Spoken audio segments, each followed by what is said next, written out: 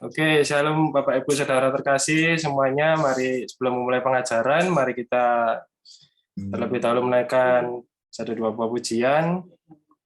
Mari sebelumnya mari kita sama-sama berdoa ya.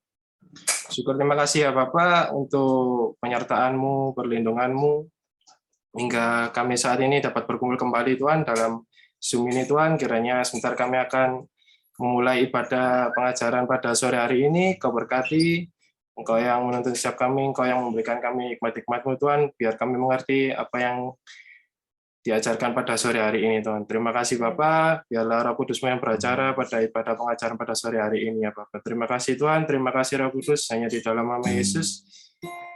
Haleluya, amin.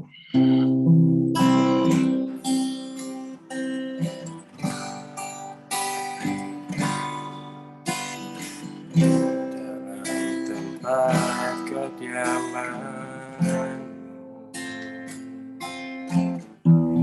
rasakan kekudusan-Mu di dalam tempat kediaman-Mu.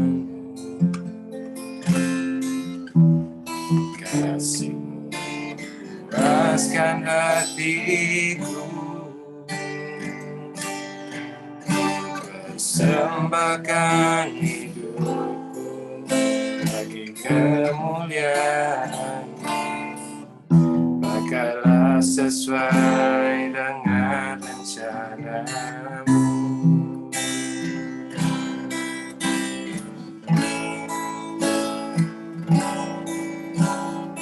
Di dalam tempat kediaman-Mu,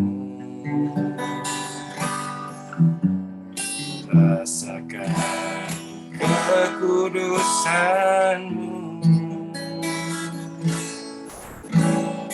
di dalam tempat kediaman-Mu. Kasih-Mu puaskan hatiku, ku persembahkan hidupku bagi kemuliaan, pakailah sesuai dengan rencana-Mu. Bertemu dengan Engkau Tuhan, mengenal-Mu secara pribadi, bertemu dengan Engkau Yesus. Itulah yang selalu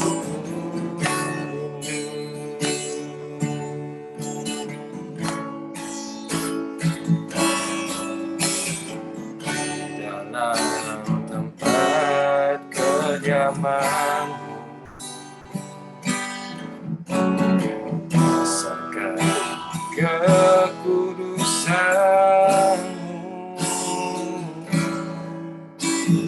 dalam tempat kediaman. Kasih-Mu puaskan hatiku, persembahkan hidupku bagi kemuliaan-Mu, pakailah sesuai dengan rencana-Mu. Bertemu dengan Engkau Tuhan, mengenal-Mu secara pribadi, bertemu dengan Engkau Yesus. Itulah yang selalu bertemu dengan Engkau Tuhan, mengenal-Mu secara pribadi bertemu dengan Kau Yesus. Itulah yang selalu rindu bertemu dengan Engkau Tuhan, mengenalmu secara pribadi bertemu dengan Engkau Yesus. Itulah yang selalu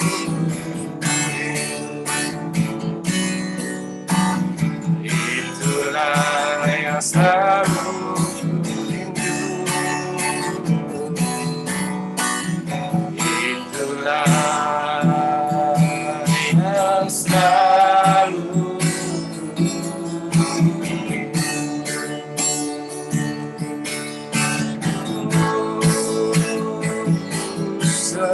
sembahkan ya tinggikan namamu selalu, semua tak bertemu menyembah Yesus Tuhan Rajaku, dan ku sembahkan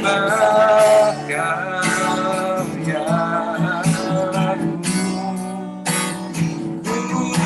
tinggikan namamu selalu, semua lidah akan mengaku Engkaulah Yesus Tuhan Rajaku, sembahkan ya Allahku, dan ku tinggikan namamu selalu, tiada lutut tak bertemu menyembah Yesus Tuhan Rajaku, ku sembahkan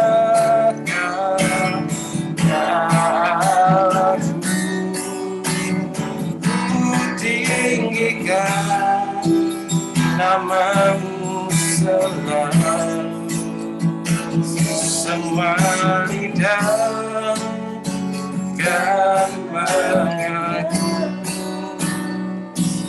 Engkaulah Yesus Tuhan Rajaku. Oh, ku sembahkan ya Allahku, ku tinggikan namamu selalu, tiada lutut tak bertemu menyembah Yesus Tuhan Rajaku, dan ku sembah Kau ya Allahku, ku tinggikan namamu selalu, semua lidah kan mengaku Engkaulah Yesus Tuhan Rajaku, sembahkan ya Allahku, ku tinggikan namamu selalu,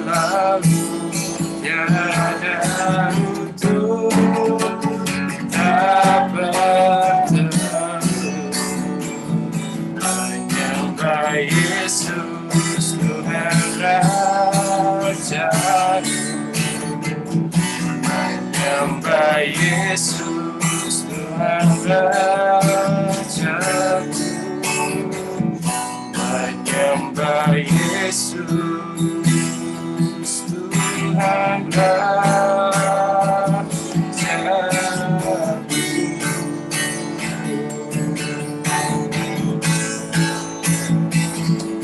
Bagimu pujian, kemuliaan, Kaulah kebanggaan di dalam hidupku, janjimu bersinar, buktikan Kau besar, tiada yang sepertimu Yesus Tuhanku.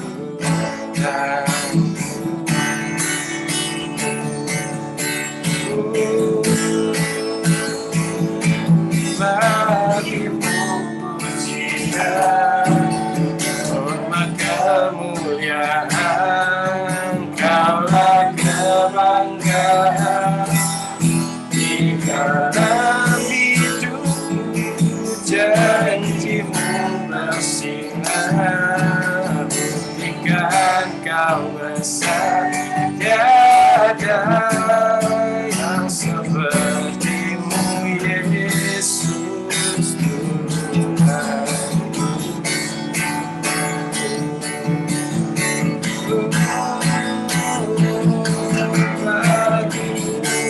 Pujian, hormat kemuliaan, Kaulah kebanggaan di dalam hidupku, janjimu bersinar, buktikan Kau besar, tiada yang sepertimu Yesus Tuhanku.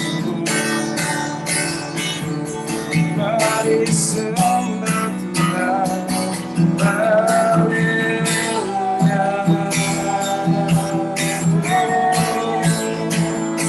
Terima kasih Tuhan, terima kasih Tuhan, haleluya.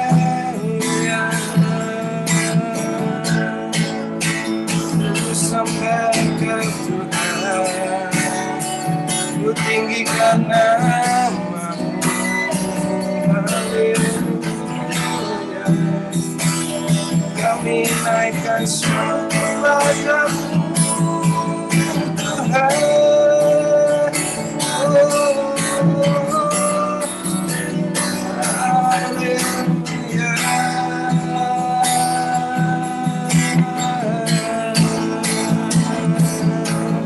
Terima kasih Tuhan, terima kasih Tuhan, terima kasih Tuhan, haleluya.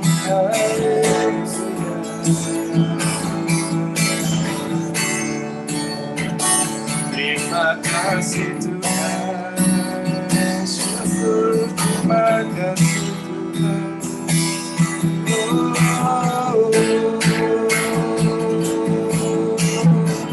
Sembah dan puji kita, sembah dan puji kita, sembah dan puji kita, Kamu Yesus Tuhan adalah Raja.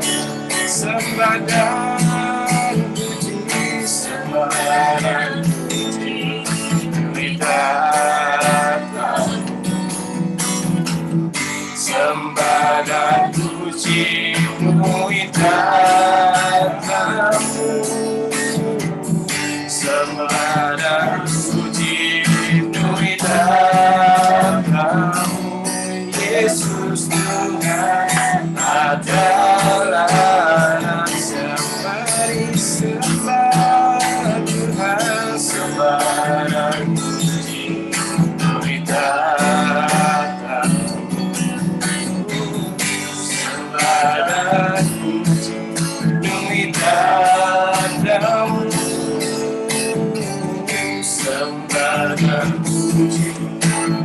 dadamu, Yesus Tuhan adalah Raja. Yesus Tuhan adalah Raja. Yesus Tuhan adalah Raja.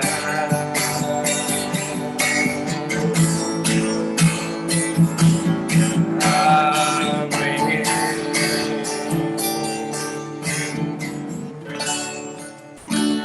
Syukur, terima kasih ya Tuhan untuk menyertai Tuhan dalam pujian penyembahan yang kami naikkan di hadapan-Mu Tuhan. Biarlah setiap pujian penyembahan kami Tuhan boleh berkenan di hadapan-Mu Tuhan. Dan sebentar kami akan memulai pengajaran pada sore hari ini Tuhan. Kiranya Kau berkati setiap kami, Kau berkati juga Pastor Robert yang menjadi pembicara pada sore hari ini Tuhan.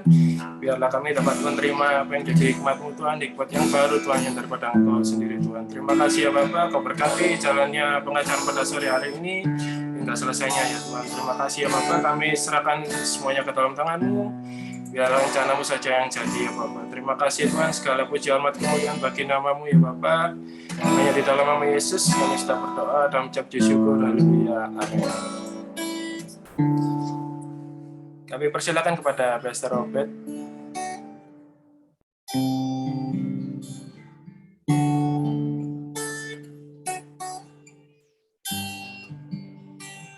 Ya, terima kasih hambanya.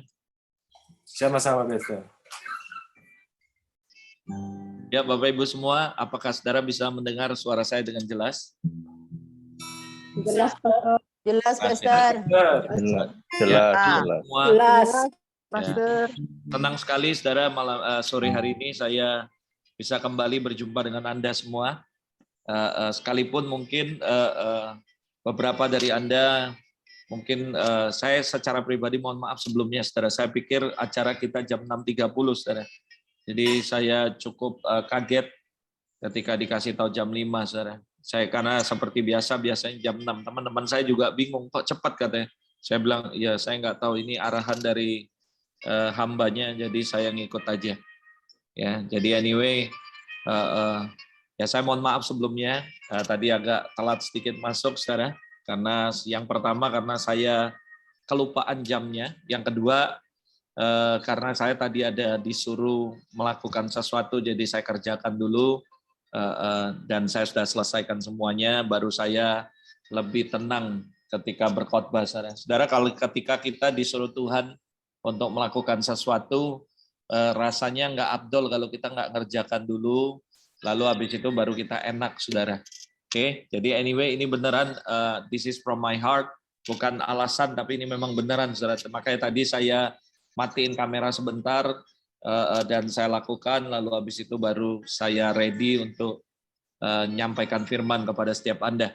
Nah malam hari ini yuk kita buka hati sama-sama karena malam ini ada sebuah topik yang menurut saya sangat penting juga, sangat penting sekali bahkan menurut saya saudara, yang untuk kita cermati, untuk kita renungkan bersama-sama, yaitu sebuah topik di mana Roh Kudus menaruh di hati saya, yaitu tentang aliran versus genangan, saudara.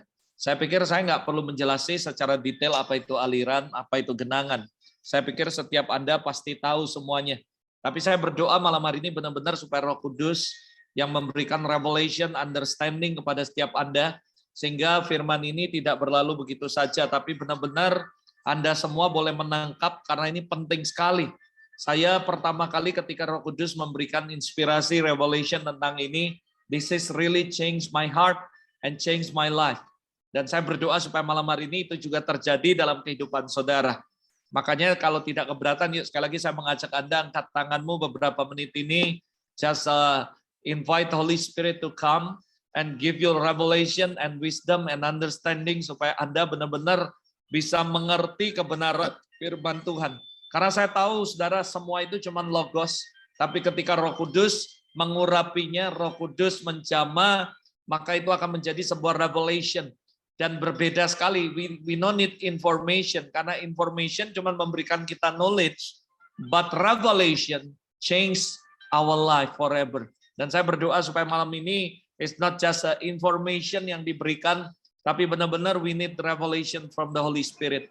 Bapak, aku berdoa sekali lagi untuk semua pemberitaan firman ini aku serahkan ke dalam tangan-Mu. We need revelation, Lord, because we believe one revelation from you bisa mengubah seluruh kehidupan kami. Malam ini aku berdoa, sebagaimana Tuhan mengubah kehidupan hamba, aku berdoa ubah kehidupan keluargaku yang ada di Nafiri dan seluruh yang ada di Zoom ini ya Bapak, di dalam nama Yesus. Dan hamba berdoa Roh Kudus, sementara hamba-Mu memberitakan, aku berdoa Roh Kudus bergerak, para malaikat orang kudus bergerak, menjamah dan bekerjalah sebebas-bebasnya. Holy Spirit, we give you all the platform tonight to do whatever you want to do untuk setiap umat-Mu yang ada di rumah-rumah mereka masing-masing. Aku berdoa Roh Kudus pakai hamba-Mu dalam segala keterbatasan, urapi, karena aku tahu kalau bukan Tuhan sendiri yang berbicara memakai hamba-Mu, maka semuanya cuma sekedar information. Tapi aku berdoa biar ini menjadi sebuah revelation yang akan mengubah kehidupan setiap umat-Mu. Roh Kudus, ambil alih, urapi hamba-Mu, urapi kami semua. Biar spirit of wisdom, revelation turun atas hamba-Mu, sehingga hamba-Mu bisa mengajarkan tepat seperti apa yang Tuhan mau. Semua yang bukan dari Tuhan kami patahkan dan kami perintahkan menyingkir, dan biar semua malam ini apapun yang kami bicarakan, apapun yang disampaikan, semua benar-benar daripada Engkau Roh Kudus. Sekali lagi kuasai setiap hati kami, pikiran, dan perkataan kami Roh Kudus. We give you all the glory. Kami memberikan segala hormat, pujian, kemuliaan buat Tuhan. Dalam nama Yesus. Amin. Amin, puji Tuhan. Nah saudara, malam hari ini yuk kita sama-sama merefleksikan sebuah pertanyaan, apakah kehidupan Anda hari-hari ini adalah sebuah aliran atau sebuah genangan, saudara. Nah Anda sudah tahu bahwa aliran seperti apa, genangan seperti apa, saudara. Of course, genangan itu adalah sesuatu yang nggak baik, saudara. Kalau Anda mungkin lihat hujan, setelah hujan selesai, lalu Anda lihat di jalan-jalan akan ada genangan-genangan. Nah, saudara, Tuhan nggak mau hidup Anda, pelayanan Anda, keluarga Anda hidup seperti genangan, saudara. Tapi Tuhan kepingin hidup kita ini seperti aliran. Nah, slide yang saya bagikan ini adalah bagaimana kehidupan kita yang sebenarnya Tuhan mau. Supaya kita terus air yang kita alirkan bagi orang lain, bagi semuanya, itu adalah aliran air kehidupan, bukan dari genangan. Saudara, kalau saudara misalnya contoh, waktu selesai hujan, saudara lihat di ember, di tempat-tempat tertentu atau di jalan yang berlobang, ada begitu banyak genangan-genangan.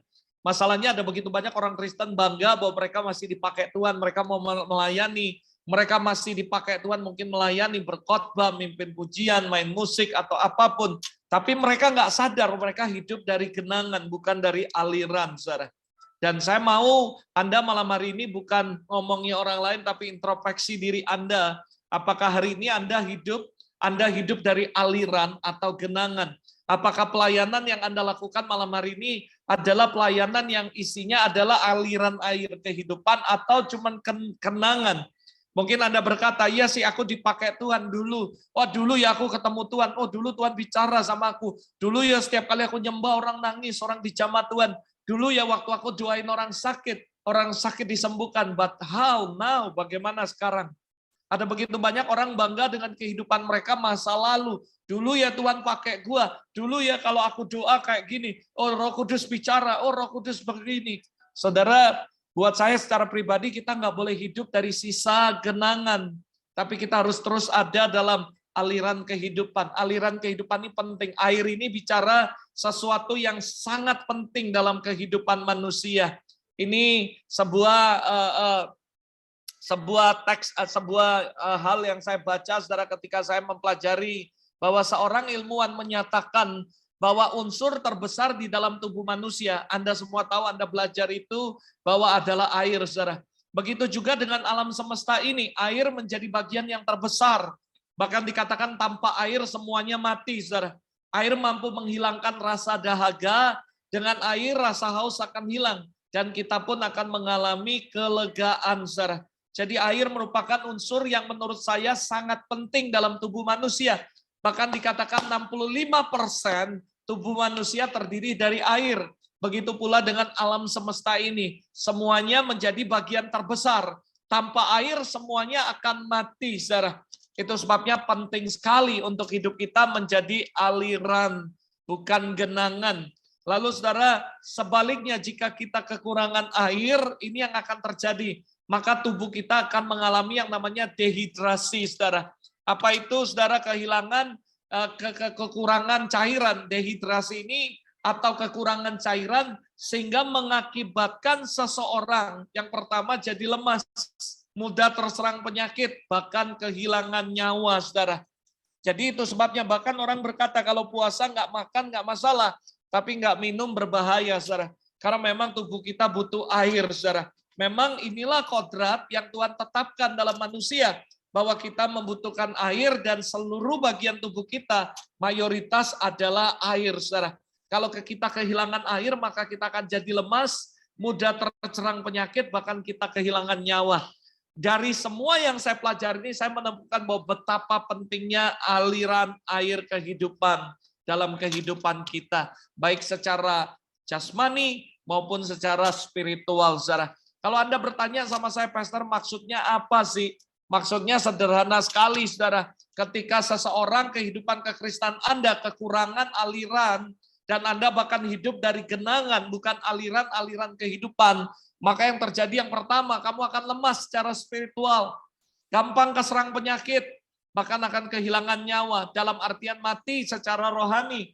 Dalam bahasa kerennya saya katakan adalah burn out. Ada begitu banyak orang Kristen akhirnya jenuh, melayani, tiba-tiba nggak tahu gimana, tiba-tiba dia lesu. Aduh, gua males pelayanan. Aduh, gua bosen. Gua jenuh, kayaknya gua stuck ngalami. Oh, kayaknya gua gini, kayaknya gua gini. Kenapa, saudara? Kalau Anda mau jujur, Anda perhatikan, karena dia kekurangan air, saudara. Sehingga terjadi dehidrasi rohani, kekurangan aliran. Dan dia nggak lagi hidup dari aliran kehidupan, tapi dari sisa genangan, saudara. Jangan bangga dengan hidup dari genangan. Karena yang sebenarnya kehidupan kekristenan, kita perlu every single day diperbaharui dengan air kehidupan. Anda dan saya pasti mau, saudara, harus setiap hari tidak boleh kekurangan air. Dan saya percaya air itu juga bicara mengenai Roh Kudus, bicara mengenai Tuhan sendiri, dan sebagainya, saudara. Nah, kalau kita kekurangan, maka dehidrasi rohani akan terjadi. Yang pertama, kita nggak langsung mati rohani, kita lemas. Ayo mimpin pujian, aduh kamu aja deh, nggak tahu gimana ya rasanya, kok nggak enak ya. Kamu khotbah ya, aduh gimana ya rasanya ya pastor, orang lain aja deh, gua nggak bisa. Lalu Anda berkata mimpin pujian ya, aduh kayaknya mentok, males, lesu. Saya juga mengalami, di mana saya juga pernah mengalami dalam kehidupan saya, melayani tiba-tiba jenuh aja, melayani tiba-tiba aduh gimana ya rasanya kok stuck, rasanya kok burn out. Apa yang dilakukan oleh orang-orang, mereka bilang ini, refreshing. Oh, kita ke pantai, kita liburan, supaya refreshing, supaya habis itu kita on lagi. Sebenarnya saya kasih tahu buat Anda, kekristenan yang sebenarnya Anda nggak perlu refreshing. Yang Anda perlu adalah bagaimana menjaga aliran-aliran kehidupan ini tetap ada dan mengalir dalam kehidupan Anda. Saya percaya Anda nggak akan bosan. Contoh, saudara, saya tiap hari khotbah, dalam 1 bulan saya bisa khotbah lebih dari 30 kali, saudara. Dan saya nggak merasa bahwa jenuh, bukan karena saya suka ngomong, bukan karena saya ini kesenangan untuk khotbah terus, bukan. Tapi saya percaya, kalau Anda bisa menjaga kehidupan Anda melayani even every day, nggak akan membuat Anda burn out, bosan, dan sebagainya. Contoh, my mom, dia suka sekali doa. Setiap hari dia doa, pagi, siang, malam, tengah malam. Saya nggak pernah lihat dia bosan berdoa. Tapi ada begitu banyak orang Kristen melayani, tiba-tiba stuck, bosen. Nggak mau doa, nggak mau baca Alkitab. Sebenarnya kalau mau jujur, mereka sedang dehidrasi. Mereka kehilangan, mereka tidak lagi hidup dari aliran air kehidupan. Tapi mereka hidup dari genangan. Bahkan yang lebih parah lagi, genangan itu sudah airnya kotor, tinggal sisa-sisa genangan lagi, saudara. Itu sebabnya saya berdoa sama Anda malam hari ini, supaya Roh Kudus memberikan revelation dalam kehidupan Anda. Anda tidak hidup dari genangan, tapi dari aliran air kehidupan. Bukan genangan, apalagi genangan yang sudah butek, kotor, bahkan sisa-sisa genangan, saudara, yang sudah berlumpur dan sebagainya. Sehingga bukan cuma hidupmu nggak bisa memberkati orang lain, tapi dirimu sendiri juga mengalami yang namanya burn out. Ada orang pakai alasan, pastor, tapi kami masih setia loh melayani. Kami setia sekali. Kami tetap ada di gereja, kami tetap melayani. Nah, saya mau memberitahu sebuah pernyataan, mungkin agak mengagetkan saudara, but this is my statement, saudara. Dengar, faithfulness is good, kesetiaan itu bagus. Tapi setia tanpa ketajaman adalah kesia-siaan, saudara. Anda mungkin berkata, tapi aku masih setia melayani. Aku masih mimpin pujian, aku masih melayani, menyembah Tuhan, aku masih berkhotbah. Tapi ketika kamu kehilangan ketajaman, maka kehidupanmu udah sia-sia sebenarnya. Bahkan saudara tahu nggak, ini kalau kita mau ngomong lebih dalam nih, saya ngomong gini karena you are my family. Saya mau kasih tahu secara gamblang kepada Anda. Saudara tahu apa itu dosa? Dosa bahasa aslinya adalah harmatia. Harmatia adalah meleset dari sasaran. Bahkan ketika kamu hidupmu setia sekalipun, tapi kamu meleset daripada purpose yang Tuhan taruh dalam kehidupanmu, sebenarnya itu harmatia, saudara. Come on, faithful is good. Faithfulness, kesetiaan itu bagus. Dan saya sangat menghormati orang-orang yang setia. Saya sangat menghormati orang-orang yang begitu setia. Saya salut sama Anda semua yang ada di Zoom ini. Anda begitu setia. Saya bahkan sampai ngomong, nanya, mereka nih bosen nggak ya saya khotbah terus? Sebulan 2 kali dan sebagainya. Saya nggak tahu Anda bosen atau enggak. Atau memang karena Anda terpaksa atau enggak. Tapi saya lihat Anda kayaknya enggak terpaksa, enggak bosen karena Anda haus laparkan Tuhan. Tapi pertanyaannya satu, saudara. Kalau Anda setia saja enggak cukup. Anda harus jadi dewasa. Harus Anda punya cutting edge. Anda harus di depan front line. Anda harus menjadi tajam, saudara.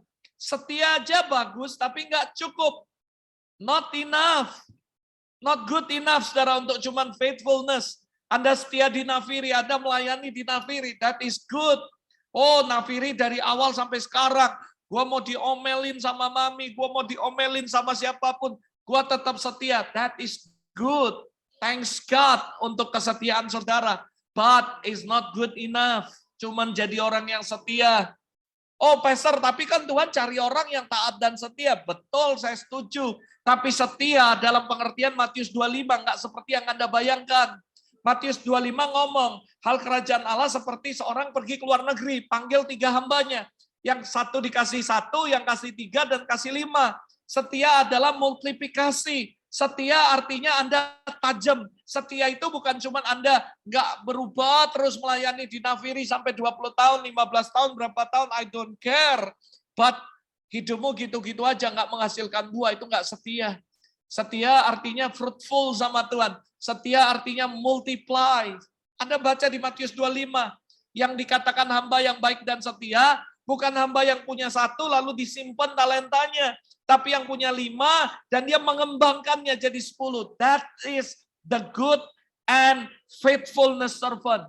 Jadi Anda harus ngerti bahwa setia itu bagus, tapi tanpa ketajaman sia-sia. Ada sebuah ilustrasi, saudara. Ada seorang memakai kapak-kapaknya nih sakti sekali. Pokoknya dia bisa nebang pohon banyak sekali, ratusan pohon. Tiap hari dia tebang, tiap hari dia tebang, tiap hari dia tebang. Ada seorang anak kecil iseng tapi dia ngomong sehingga membuat orang ini mikir, saudara. Dia tanya, kapak ini bagus sekali, tiap hari bisa motong ratusan. Pertanyaan dia cuma satu, kapan diasah? Saudara mungkin bisa pelayanan. That is good. Pertanyaan saya sederhana, kapan diasah ketajaman Anda? Saudara, ini statement ini benar-benar dalam kalau Anda ngerti. Faithfulness is good, tapi kesetiaan tanpa ketajaman adalah hal yang sia-sia, saudara. Nah, itu yang membuat banyak orang dunia. Kalau orang dunia gitu, saudara. Mereka melakukan sesuatu, bosan, akhirnya mereka burn out, stres. Makanya ada yang narkoba, ada yang free sex lah, ada yang ini, pelampiasan inilah. Mereka refreshing lah, mereka lakukan ini, itu, dan semuanya dengan alasan refreshing karena mereka burn out. Tapi sejujurnya sangat menyedihkan kalau saya mau jujur di hadapan Anda. Tidak hanya di dunia sekuler. Anak-anak Tuhan, pelayan Tuhan, banyak yang sedang mengalami burn out. Mengalami burn out dalam kehidupan mereka. Mereka jadi stuck, mereka jadi bosan melayani, mereka hidupnya stres, dan mereka burn out benar-benar hidup mereka. Saya berdoa malam hari ini, kalau Anda sedang ada dalam situasi ini, burn out, mungkin Anda berkata, iya sih Pastor, saya sadar malam hari ini Tuhan tegur saya saya melayani, tapi sebenarnya kekristenan, kerohanian saya sedang burn out, saya sedang stuck, saya sedang bosan, saya sedang jenuh dalam pelayanan. Artinya Anda sedang hidup dalam genangan. Dan Tuhan kepingin supaya Anda hidup dengan aliran, bukan dengan genangan, saudara. Aliran dengan genangan adalah sesuatu yang sangat berbeda. Aliran airnya bersih, genangan airnya kotor. Genangan airnya bau, dan aliran airnya tidak mengandung bau, jernih, murni, dan sebagainya. Fresh. Jelas air dalam genangan tidak fresh, kotor, dan sebagainya. Saya berdoa supaya kehidupan Anda tidak mengalirkan air dari sisa-sisa genangan, bahkan genangan yang sudah busuk, saudara. Tapi hidup Anda mengalirkan aliran-aliran kehidupan. Air yang mengalir dari kehidupan Anda adalah air sorgawi yang mengalir dari tata Allah Bapa. Saya berdoa, ayo sama-sama. Tidak cuman orang dunia, sekali lagi saya katakan, banyak pelayan anak-anak Tuhan, mereka burn out. Bahkan ini sesuatu hasil penelitian Focus on the family. Dan ini mengagetkan banyak orang, tapi ini yang terjadi. Banyak orang Kristen burn out, saudara. Yang pertama, 80% dari gembala, di antara 80% dan 84 dari pasangan mereka, dari yang 80% ini, semuanya mengalami depresi, frustasi dalam pelayanan, saudara. Saudara, jadi pendeta itu nggak mudah. Ada sebuah ilustrasi, saudara, dikatakan seperti ini, ada sebuah kompetisi. Siapa yang bisa menggelengkan banteng seperti ini 2 kali, maka akan mendapatkan $10,000. Dan ada banyak sekali orang-orang yang kuat, orang-orang yang hebat ikut kompetisi ini.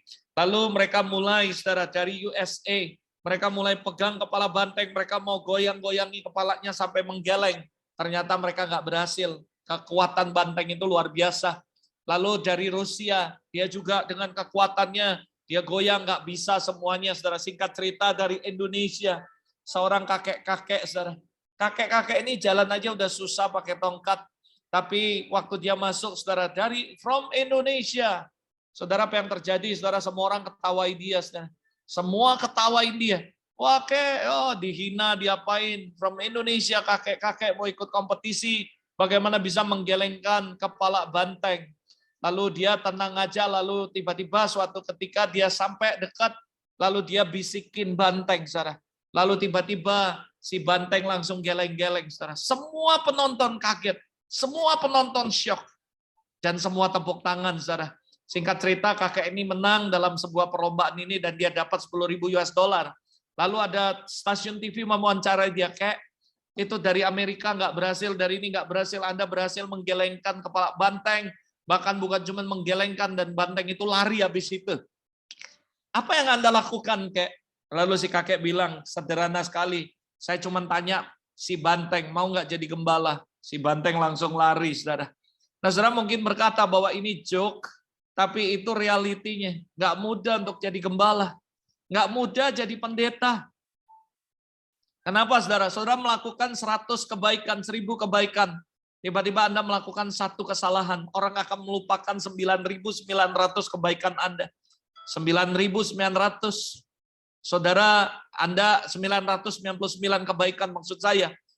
Hanya karena 1 kesalahan yang Anda buat. Bahkan yang lebih parah lagi, kadang-kadang Anda nggak buat salah, cuman salah paham aja orang sama Anda.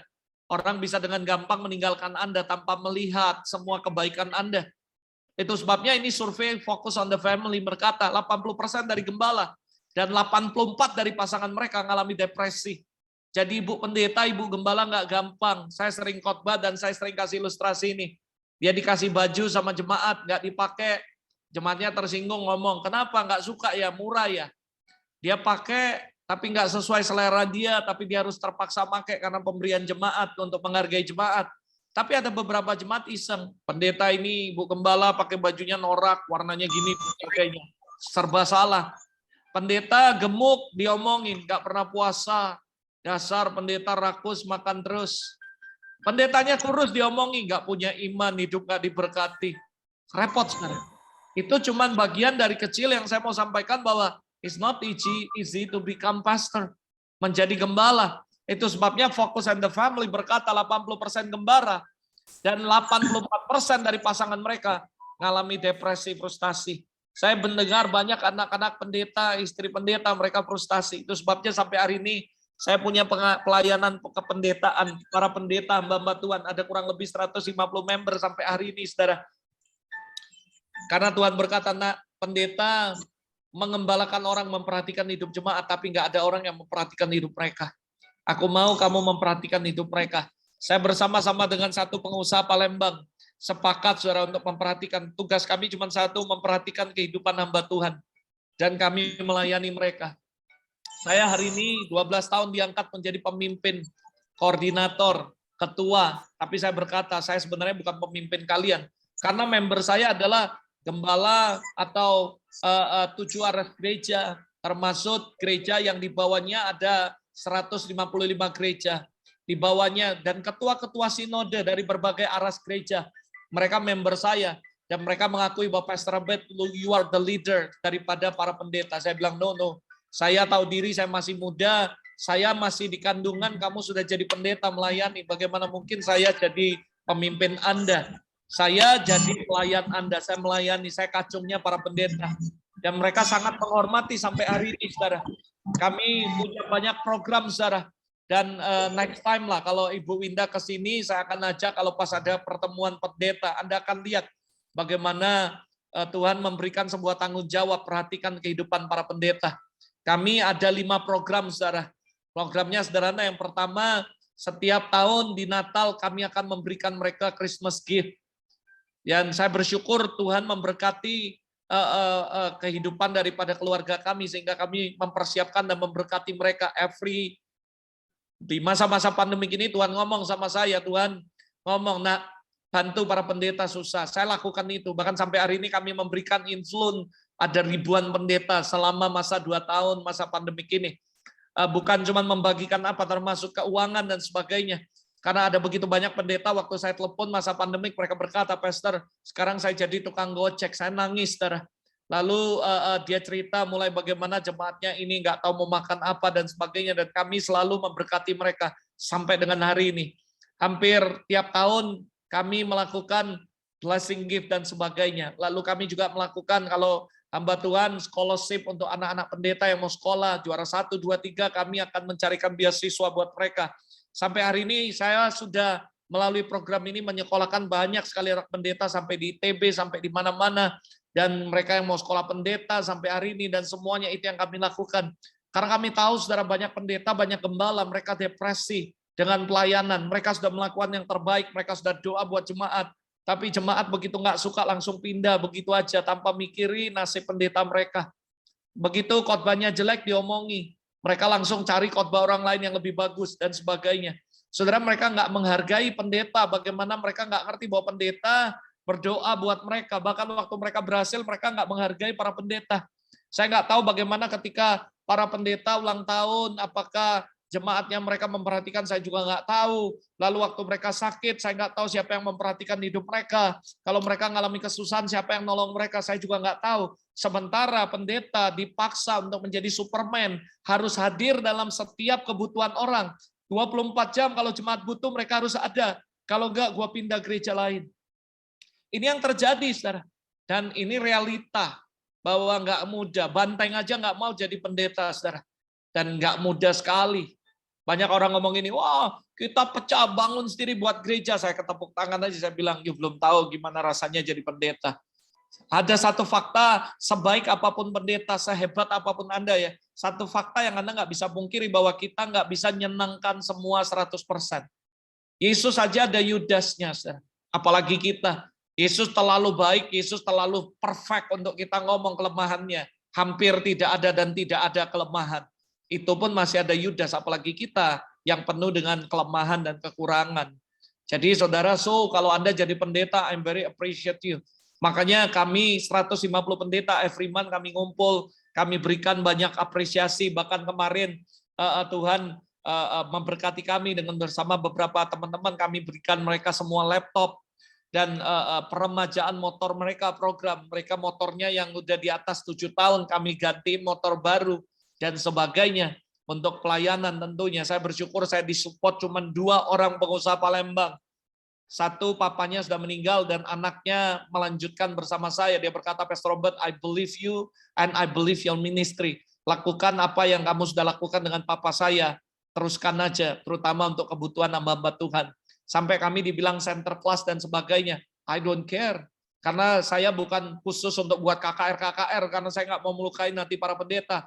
Bahkan kalau ada jemaat mereka pindah ke gereja saya teleponi pendetanya. Dan saya ngomongi mereka, karena buat saya menghargai hamba-hamba Tuhan, khususnya yang ada di kota Palembang. Ada satu pengusaha yang kaya sekali punya mall di Palembang. Dia kebaktian di tempat saya berapa kali. Setelah 2 kali saya panggil, saya bilang, dengar ya, gua nggak mau kamu ke sini, balik ke gerejamu. Dan dia kaget.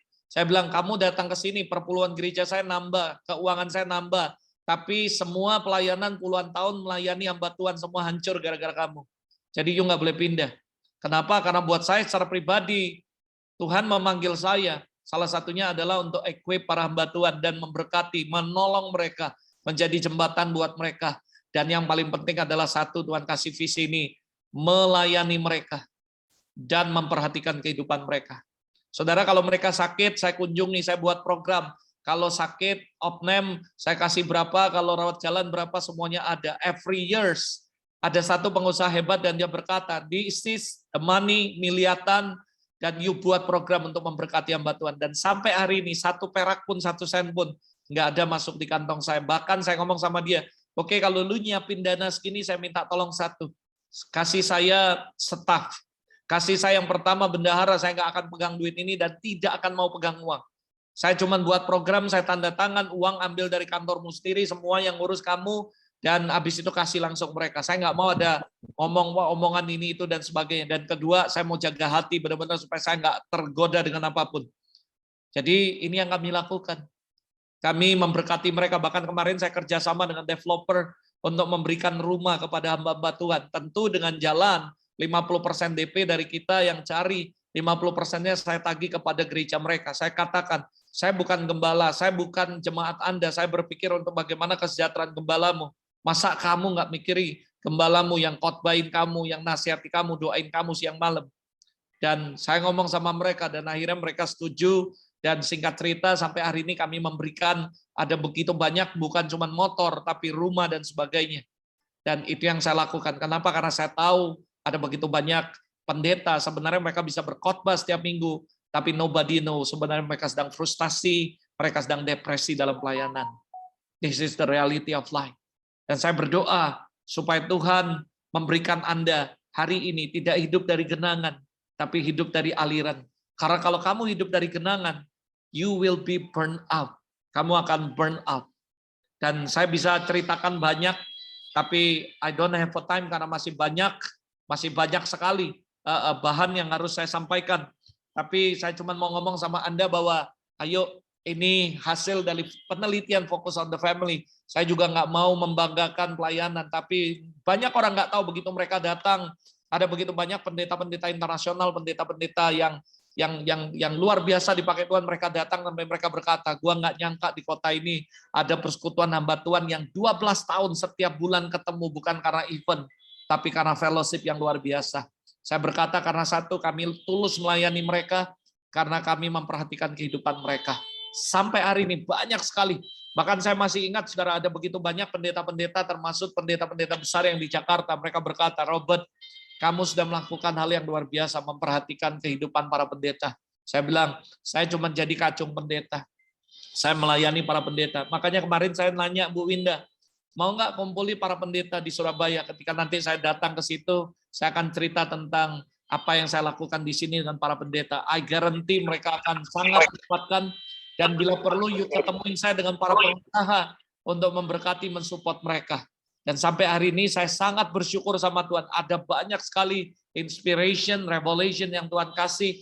Bagaimana caranya melayani mereka dan memperhatikan kehidupan mereka. Sampai hari ini saya ketemu banyak ketua sinode. Mereka ngomong di mimbar, Pastor Robert, you mungkin jauh lebih muda dari kami. Tapi you jadi teladan buat kami. Ini ngomongan bukan dari saya, tapi dari mulut mereka. Kenapa? Saya nggak mungkin khotbahin mereka. Khotbah saya dengan khotbah mereka, saya belum lahir, mereka sudah khotbah. Yang saya lakukan adalah sharing the love of God. Itu adalah the powerful message daripada khotbah apapun, saudara. Saya cuma jadi kacung buat mereka.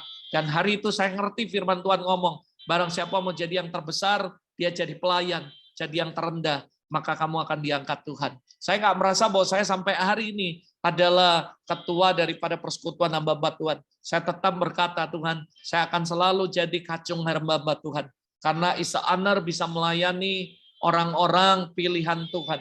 Sungguh sebuah kehormatan kalau saya bisa melihat mereka nggak burn out, mereka yang sakit. Bahkan secara banyak ketua sinode yang di Palembang, Sumatera Selatan, mereka konseling, saudara.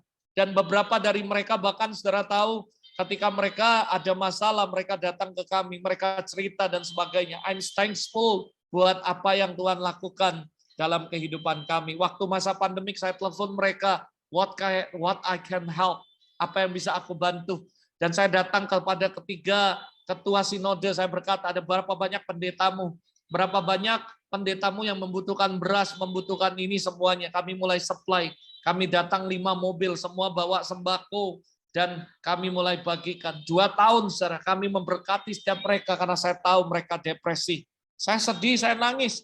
Ada gembala yang jadi tukang ojek selama mereka masa pandemik. Ada yang mereka jadi tukang, jadi kenek, jadi apapun. Saya berkata, Lord, saya tahu nggak mudah jadi pendeta. Makanya sekali lagi saya katakan, saudara, ayo hormati para pendeta yang ada di sekitarmu. Kalau mereka, kamu lihat ada pendeta, hormati mereka, honor mereka. Amin, saudara. Saya juga mau welcome teman lama saya, saudara. Teman sekerja saya, Ibu Dar. Shalom, Bu Dar. Saya tiba-tiba lihat muka Anda. Thanks for joining us. Ya, surprise buat saya Anda join. Ya, ini hamba Tuhan dari Way Abung. Ini adalah keluarga saya di tempat salah satu di Lampung. Kalau Anda ke Lampung, lalu Anda masuk ke Way Abung, saya masih ingat saudara KKR di depan rumah dia, saudara. Ya, Bu Dar masih ingat ya, KKR di rumah, depan rumahnya, persis buat panggung.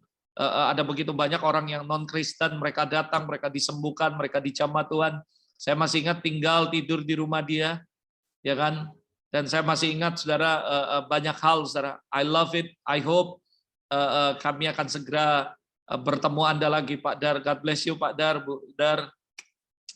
Saya sangat-sangat menghormati para hamba-hamba Tuhan yang ada di daerah-daerah terpencil, karena semua pendeta maunya di kota. Mana mau yang seperti mereka, saudara. Nggak banyak pendeta yang mau di daerah, desa-desa. Maunya di kota, maunya di mall, saudara. Ya, makanya itu sebabnya saya berdoa supaya kita menghormati para hamba Tuhan. Ini yang terjadi. Lalu apalagi 1.500 gembala meninggalkan tugas mereka setiap bulan dikarenakan kegagalan secara moral, burnout secara rohani, perselisihan dengan jemaat. Ini this is the reality daripada hamba-hamba Tuhan. Saya punya banyak teman, kasihan, saudara. Mereka gagal secara moral. Ada yang sampai selingkuh, ada yang sampai cerai, bahkan ada yang sampai kejerat, saudara, karena prostitusi. Bahkan ada yang terjerat awalnya sih iseng, cuman chatting-chatting dan sebagainya, video call, lalu habis itu diajak yang aneh-aneh secara video call, lalu direkam, lalu diperas, saudara. Dan ini terjadi, makanya hati-hati. Saya sering ngomong sama anak-anak muda di tempat kami.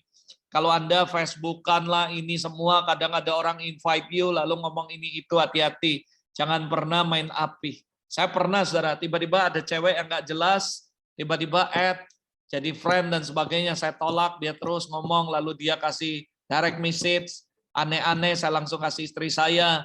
Yang lebih kaget lagi, dia video call, saya kasih istri saya nggak mau angkat, dan saya langsung blok semua-semuanya.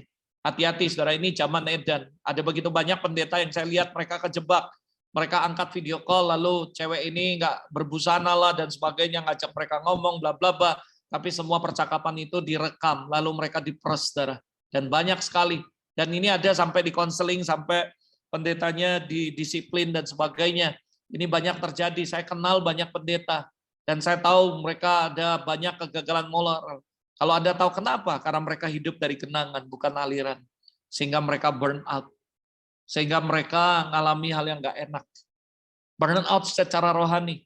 Bahkan ada yang berselisih dengan jemaat dan sebagainya. Saya berdoa supaya ini nggak terjadi dalam hidup Anda. Kalau Anda hidup dari aliran, akan always ada refresh dari Tuhan. Anda nggak akan burn out. Anda nggak akan stres, depresi, bahkan Anda akan terus semangat dalam Tuhan. Ini yang terjadi, yang benar-benar terjadi, saudara. Setiap tahun 3.000 sampai 4.000 gereja tutup setiap tahun, terutama di luar negeri, di Amerika dan di beberapa tempat Eropa. Berubah jadi tempat ibadah yang lain, berubah jadi diskotik.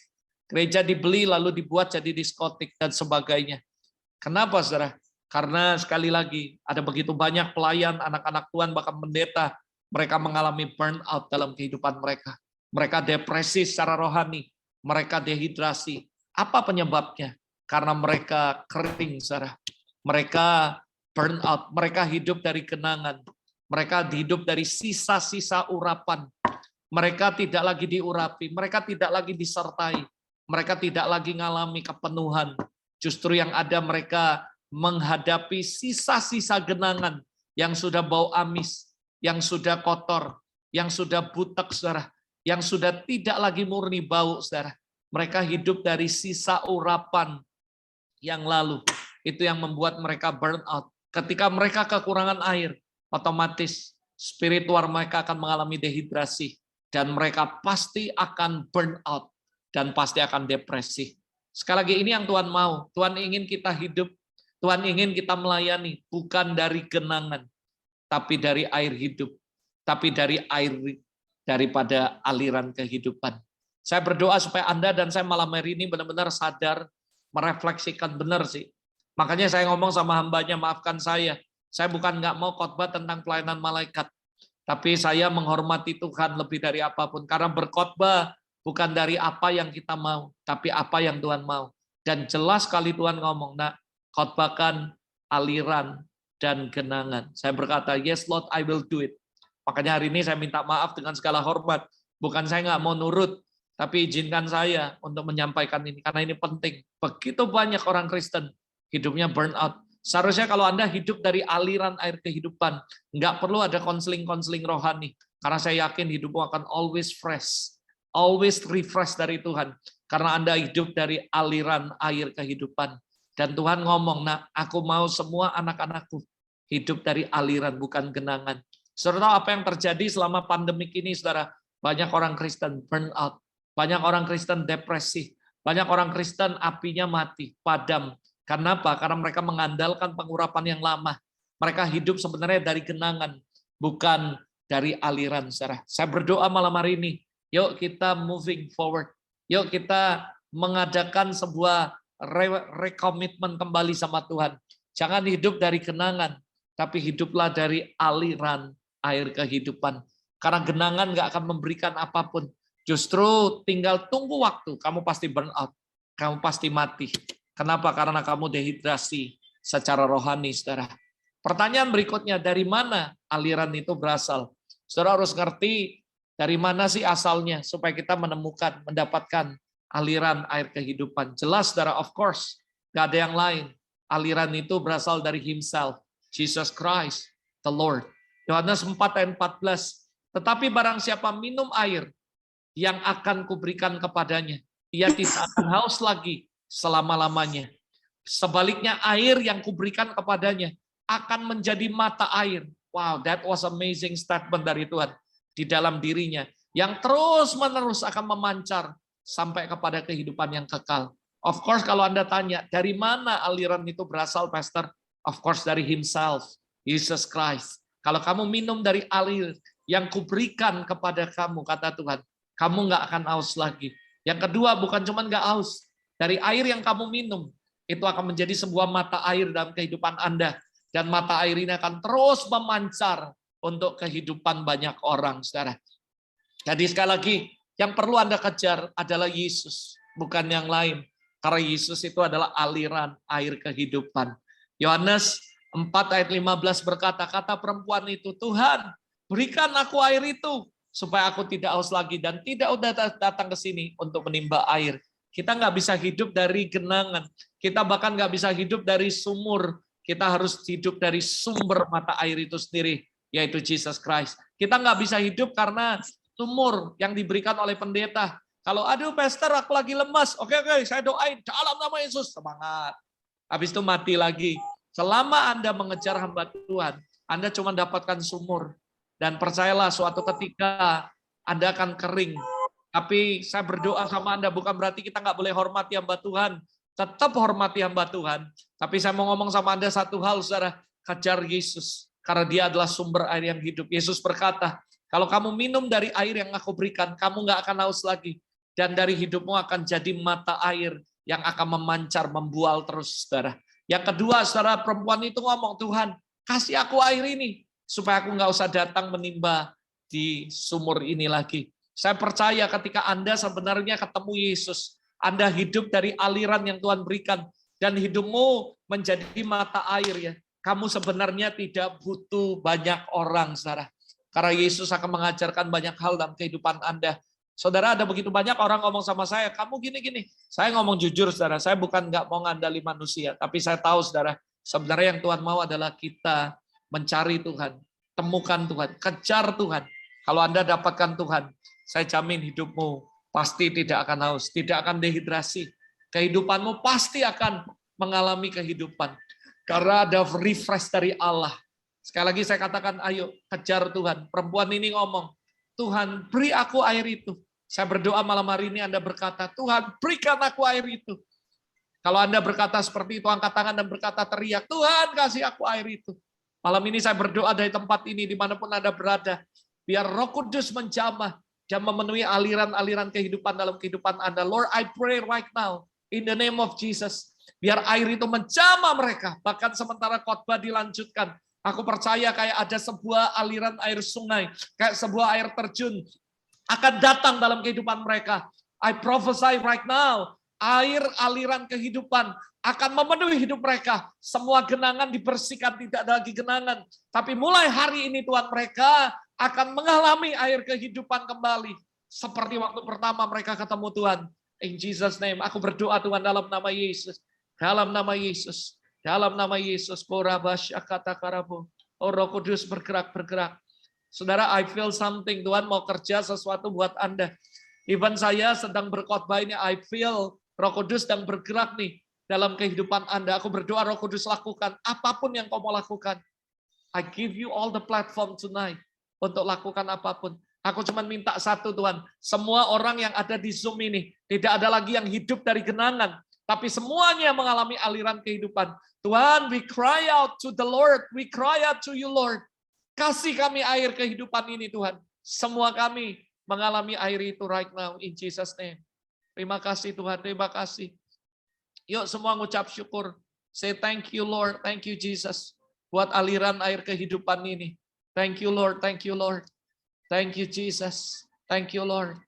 Terima kasih Tuhan. This is the secret. Aliran air kehidupan itu berasal dari Yesus sendiri. Karena dialah sumber air itu. Ketika kita percaya kepadanya, maka air itu akan mengalir dari kehidupan Anda, saudara. Yohanes pasal yang ke-7 ayat 38, saudara. Dikatakan seperti ini, barang siapa percaya kepadaku, seperti yang dikatakan oleh kitab suci, dari hatinya akan mengalir aliran-aliran air hidup. If you believe tonight, malam ini, saya percaya airnya akan mengalir dalam kehidupan Anda. Kalau Anda percaya, malam ini saya percaya bahwa ada aliran-aliran kehidupan, air kehidupan yang mengalir dari kehidupan Anda. If you believe, kalau kamu percaya, dalam hatimu itu akan mengalir aliran air kehidupan. Anda bukan cuma tidak haus lagi, tapi dari hidupmu akan memberikan refreshing bagi banyak orang. Mereka yang sedang depresi, mereka yang sedang burn out, mereka yang sedang mengalami yang namanya kerohanian yang kering. Mereka semua akan disegarkan in the name of Jesus by your life.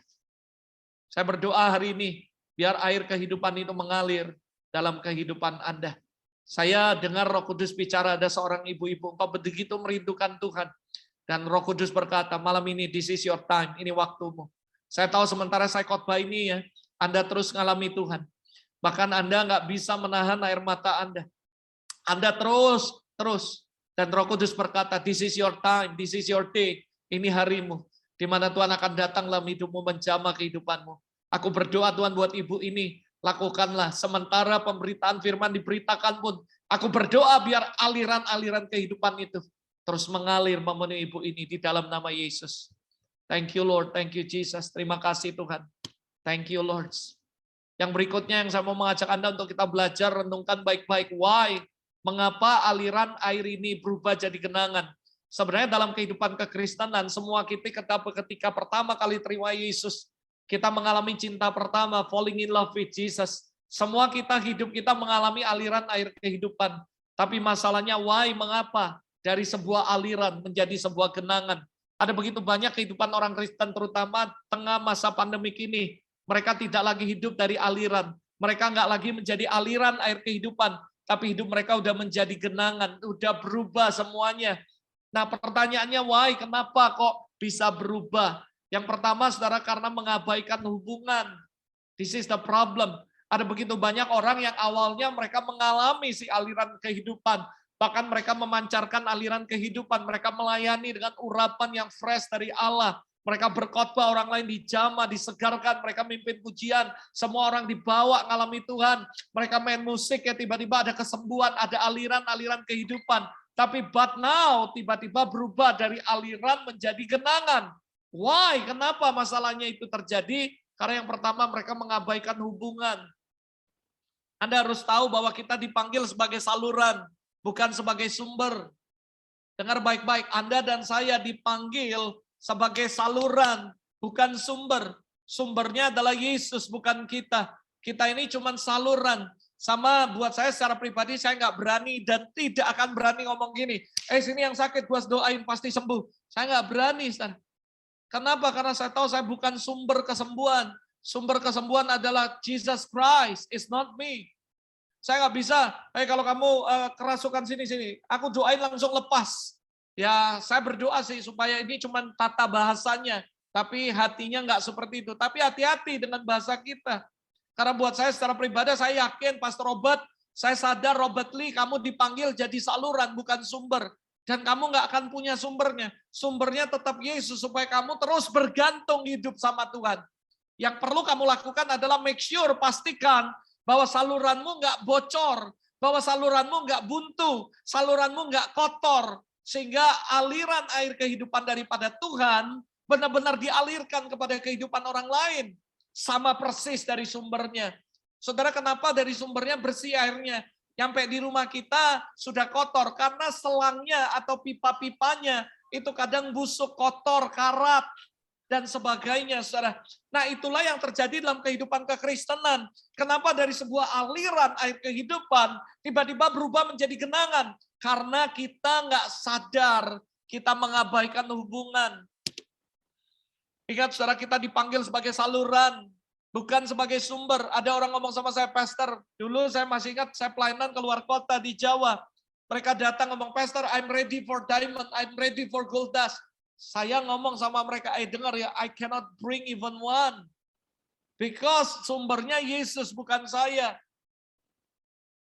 Saya nggak bisa apa-apa. Somehow, saudara, saya khotbah, tiba-tiba Roh Kudus bilang, stop khotbah, altar call, tiba-tiba terjadi kesembuhan di mana-mana. Saudara, orang banyak menanti, Pastor, kapan onsite, walaupun gimana ya, kami tetap merindukan kamu onsite, karena waktu kamu onsite dari dulu ya, kamu flowing in the spirit terus. Kamu kadang lagi khotbah, sebelum khotbah tiba-tiba kamu nggak jadi khotbah, tiba-tiba waktu khotbah kamu stop, dan kami lihat bagaimana manifestasi dan sebagainya.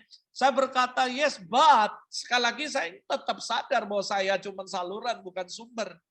Ada orang yang maksa nih, Pastor tolong doa ini. Saya bilang, kalau Tuhan nggak nyembuhin Anda, mau saya doa sampai 1000 kali juga nggak sembuh. Apa bedanya Yesus berdoa dengan orang lain, kita doa beda. Yesus, saudara, begitu doain orang, memang dia lihat Bapaknya melakukan itu. Dan dia ngikuti apa yang Bapaknya lakukan. Karena Yesus berkata, aku datang ke dunia, makananku ialah melakukan kehendak Bapa, bukan kehendak dia. Kita nggak bisa, aku mau buat ini, aku mau buat ini, aku doain ini. Kalau Tuhan nggak mengendaki, nggak akan terjadi.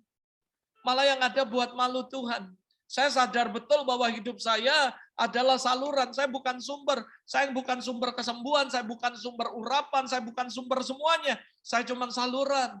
Dan saya akan terus jadi saluran, dan saya berkata, it's me Lord, this is me. I cannot do anything without you. Kalau nggak ada Tuhan, saya cuma selang yang nggak ada arti. Selang mau dari emas sekalipun mau mahal, kalau airnya nggak ngeluari sumber, kamu nggak akan bisa ngaliri apapun dari hidupmu. Ayo, come on, sadar.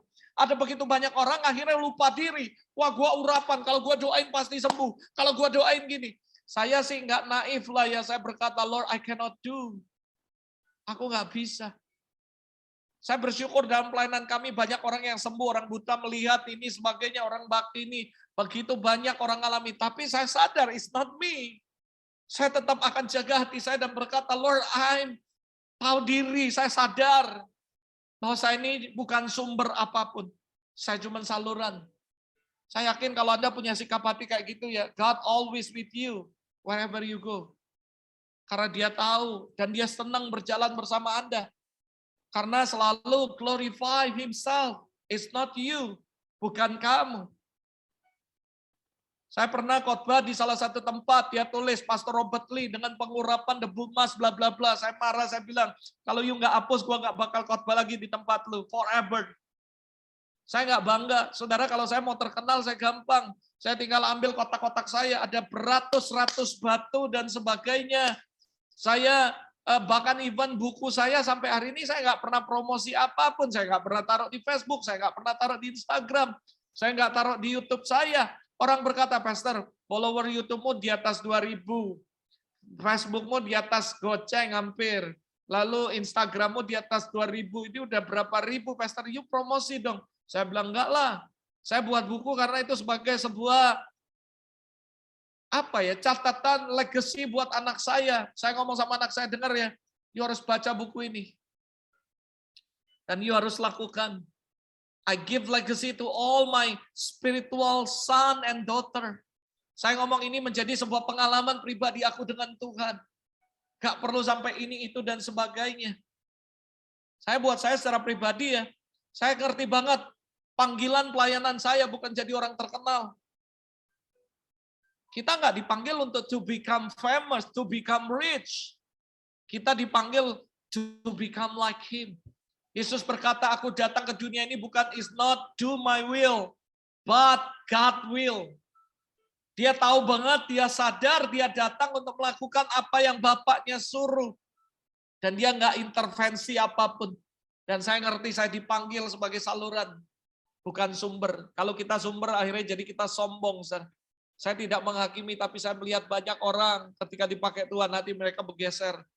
Mereka merasa bahwa ini karena urapanku, ini kuasaku. Saya ngomong sama Anda, dengar baik-baik, saya nggak malu, saya nggak takut abis ini, you nggak mau ikut khotbah saya nggak takut you unfollow saya dan sebagainya, whatever, I don't care. Saya tidak bisa buat apa-apa tanpa Tuhan, karena saya cuma saluran, saya nggak ada sumber apapun. Dan saya nggak bisa mendatangkan apapun. Saya cuma saluran. Tugas saya cuma satu, saya jaga pipa ini tetap bersih. Saya jaga hidup saya clean and empty. Seperti kemarin waktu saya khotbah di salah satu tempat, saya berkata, Tuhan cuma bilang, if you give me the vessel yang empty and clean, I will give you miracle. I will give you my oil. I give you my purpose. I give you my will for your life. Aku percaya itu yang Tuhan ngomong sama saya secara pribadi. Kalau kamu kasih bejana yang kosong, clean and empty vessel, I will give you the oil. Sekali lagi saudara, ayo kembali saya mengajak Anda jadi orang Kristen yang tahu diri kalau kita dipakai Tuhan. Intinya gini loh, di luar Yesus kamu tuh nggak ada apa-apa dan tidak bisa buat apa-apa. Sadar itu. Kita cuma saluran. Kalau kita sadar, saya yakin selalu ada aliran, bukan genangan. Saya lihat banyak orang Kristen dipakai Tuhan, lalu dari aliran semuanya berubah jadi genangan. Tinggal nunggu waktu, saudara. Tiba-tiba burn out, saudara. Saya berdoa biar ini nggak terjadi dalam hidup Anda. Dan yuk terus kita moving forward, saudara. Are you a people pleaser or God pleaser? Galatia 1 ayat 10. Jadi bagaimana sekarang? Adakah aku cari kesukaan manusia atau kesukaan Allah? Adakah aku coba berkenan kepada manusia? Sekiranya aku masih coba berkenan kepada manusia, maka aku bukanlah hamba Kristus. My question, are you people pleaser or God pleaser? Anda hidup mau nyenangi manusia atau nyenengi Tuhan? Berkenan sama manusia atau berkenan sama Tuhan? Sayangnya banyak orang akhirnya mencari perkenanan manusia. Saudara, saya nggak peduli orang berkata, Pastor, aku lihat kamu punya potensi loh, bisa dapat follower banyak, bisa ini, bisa ini. Saya bilang, enggak, saya nggak tertarik untuk jadi seperti itu semuanya. Saya punya potensi, bahkan saya sangat hati-hati apa yang saya tulis di buku Living in Glory. Cuman 20-30% pengalaman kami bersama Tuhan. Karena saya tahu ada hal-hal yang perlu kita ceritakan. Ada hal-hal yang cuman itu menjadi our secret with our God. Itu menjadi private kita dengan Tuhan. Saudara, nggak semua hal secara relation, personal relation, itu kita cerita kepada semua orang, saudara. Satu, belum tentu mereka percaya. Yang kedua, nanti mereka malah ngomong aneh-aneh dan sebagainya. Ini buat saya secara pribadi, dalam hidup Anda, think about it. Are you a people pleaser or a God pleaser? Kalau kamu mau jadi aliran-alir kehidupan, ada banyak hal yang kamu mesti benar-benar. Jangan abaikan hubungan. Hubungan dengan Tuhan penting. Nyenengi Tuhan lebih penting daripada nyenengi manusia. Gara-gara saya nyenengi Tuhan, saya banyak nggak disukai manusia. It's okay. Ada hamba Tuhan ngomong ini, kamu harus khotbah di tempat saya. Ini Tuhan yang perintahkan bla bla bla. Saya nggak peduli. Karena saya mau jadi God pleaser, is not people pleaser. Ada orang yang telepon saya aneh-aneh. Pastor, kamu disuruh gini-gini. Ya terima kasih. Saya akan doa sama Tuhan. Saya nggak peduli. Orang nggak suka. Orang ngomong ini, susah dekati Pastor Robert. Ngundang dia khotbah aja susah. Dan sebagainya. Saya bilang, saya nggak peduli. Saya sering ngomong sama orang-orang, saya khotbah because saya is not depend on invitation. Saya selalu khotbah depend on relation. Saya bukan orang yang ngejar. Kemarin waktu saya ke Surabaya, saya teleponan dengan beberapa orang. Saya bilang ini, gue mau datang ke Surabaya. Pastor, kasih tahu jadwal kosongnya, nanti saya penuhin. Saya kirim ke pendeta ini. Oh jangan, saya bilang. Saya bukan orang yang ngejar target. Saya ngomong sama mereka. Saya Bu, satu yang harus Ibu tahu, saya bilang. Saya melayani depend on relation, bukan depend on invitation. Kalaupun ada invitation, saya akan doa, bawa doa. Kalau enggak. Ada banyak orang sampai marah sama saya. Susah banget sih ngundang kamu. Kamu mau minta love gift berapa? Aku kasih kamu business class. Aku kasih hotel kamu bintang 5. Saya mau enggak. Bahkan saya ada satu khotbah di tempat satu kota, enggak etis saya sebutin. Gede sekali gerejanya, terbesar. Nama pendeta ini sangat terkenal. Habis saya khotbah di situ selesai, saya bilang, Lord please, don't send me again ke gereja ini. Aku nggak mau. Dan Tuhan ngomong apa? Nak kamu tahu? Iya saya tahu, saya bilang. Karena sekali lagi, saya nggak mau menyenangkan manusia. Padahal kalau orang ngomong, wah saya punya kesempatan khotbah di mimbar-mimbar yang menjadi incaran banyak orang. Tapi saya bilang enggak Tuhan. Saya yang penting satu, saya nyenangi Tuhan. Saya mau ikuti Tuhan. Bukan berarti Tuhan nggak senang kalau saya khotbah di situ, enggak. Tapi Tuhan tahu hati saya. Saya nggak mau menghakimi mereka, itu urusan siapapun. Saya nggak takut mereka salah mengerti, salah paham, dan sebagainya. Buat saya nggak masalah. Saya sering disalah mengerti orang, it's okay. Karena saya tahu, kita ini berenangnya lawan arus. Orang arusnya ke sana, kita ke sini. Tapi Tuhan ngomong, nak, cuman ikan yang hidup berenang lawan arus. Yes, thank you. Saya udah cukup Tuhan ngomong gitu. Saya nggak takut. Saudara, nggak ada orang yang mau ngambil proyek yang akhirnya rugi lalu senang. Nggak ada. Yang ada orang bilang, katanya Tuhan kok rugi. Saya bilang, no. Oke. Nah, saudara, sekali lagi yuk kita jadi orang-orang yang mencari perkenanan Tuhan, bukan perkenanan manusia. Karena perkenanan Tuhan itu jauh lebih penting dari semua perkenanan manusia, saudara. Oke. Nah, lalu saudara sekali lagi yuk jangan abaikan hubungan. Ini bahaya sekali. Setan pintar, saudara. Kesibukan akan membuat kita mengabaikan hubungan pribadi kita dengan Tuhan. Nah, ini yang sering terjadi, saudara. Ketika orang dibuat sibuk semuanya, banyak sekali kesibukan, mereka akhirnya mengabaikan hubungan dengan Tuhan. Sekali lagi penting sekali buat Anda dan saya. Boleh sih sibuk, bagus sih sibuk pelayanan. Tapi hati-hati jangan sampai mengabaikan hubungan dengan pribadi dengan Tuhan. Karena ketika Anda mengabaikan hubungan pribadi dengan Tuhan, maka yang terjadi Anda akan jadi aliran itu berubah menjadi genangan dalam kehidupan Anda. Setan punya banyak cara untuk menghancurkan kehidupan Anda. Salah satunya membuat Anda sibuk, saudara. Ingat, jika iblis tidak bisa membuat kita menjadi sangat buruk, maka ia akan berusaha membuat kita menjadi sangat sibuk. Dan secara otomatis keadaanmu akan sangat buruk, saudara. Lisan para hamba Tuhan, saya bersyukur kalau kita sibuk pelayanan, dipakai Tuhan, pelayanan sana-sini dan semuanya. Tapi jangan lupa kesibukan, jangan sampai membuat kita mengabaikan hubungan kita dengan Tuhan, saudara. Ingat sekali lagi, iblis punya beribu cara untuk menjatuhkan kehidupan kita. Kalau dia nggak bisa membuat Anda jadi buruk, dia kasih kamu kesibukan dan sangat sibuk. Dan ketika Anda sangat sibuk, maka otomatis keadaanmu akan jadi buruk, saudara. Listen, belajar dari kehidupan the Jesus Christ. Dalam Lukas pasal 5 ayat 15-16 berkata, tetapi kabar tentang Yesus semakin jauh tersiar, maka datanglah orang banyak berbondong-bondong. Perhatikan baik-baik, kepadanya untuk mendengar dia dan untuk disembuhkan dari penyakit mereka. Nah, ayat 15 ini Yesus khotbah di Zoom, lalu kabarnya tersiar di mana-mana. Waktu dia melayani, begitu banyak orang datang berbondong-bondong. Untuk apa? Dengeri khotbah dia, saudara. Saya tahu waktu kita melayani, orang mulai dengar omongan kita, khotbah kita, dan semuanya. Akhirnya begitu banyak orang datang dan sebagainya. Ini dalam kehidupan Yesus. Tapi ayat 16 membuat warning dalam kehidupan saya. Robert, ingat ya, kesibukan itu bagus. Sibuk melayani juga bagus. Tapi jangan pernah mengabaikan hubungan dengan Tuhan. I learned from the story of Jesus Christ. Akan tetapi ayat 16, ia mengundurkan diri ke tempat yang sunyi dan berdoa. Di sini Yesus, ada begitu banyak orang melihat Yesus doain orang sakit sembuh, khotbah bagus dan semuanya. Lalu tersiar kabar di mana-mana. Oh, Yesus mau ke Surabaya. Oh, Yesus mau ke Jakarta. Wah, semua datang berbondong-bondong mendengarkan dia, minta didoain dan disembuhkan, didoain dan sebagainya. Nah, ini aneh, menarik buat saya. Yesus mengundurkan diri ke tempat yang sunyi dan berdoa. Bukan berarti Yesus nggak peduli mereka, nggak peduli jiwa-jiwa, nggak peduli yang lain. Dengar baik-baik, salah kalau Anda berpikir gitu. Tapi dia sadar bahwa hubungan dengan Bapaknya lebih penting dari pelayanannya di muka bumi. Nah, ini yang seringkali hamba Tuhan kejebak dengan hal ini. Mereka menganggap pelayanan penting, jadi pelayanan terus, pelayanan terus, pelayanan terus, pelayanan terus. Satu, hubungan dengan Tuhan nggak ada.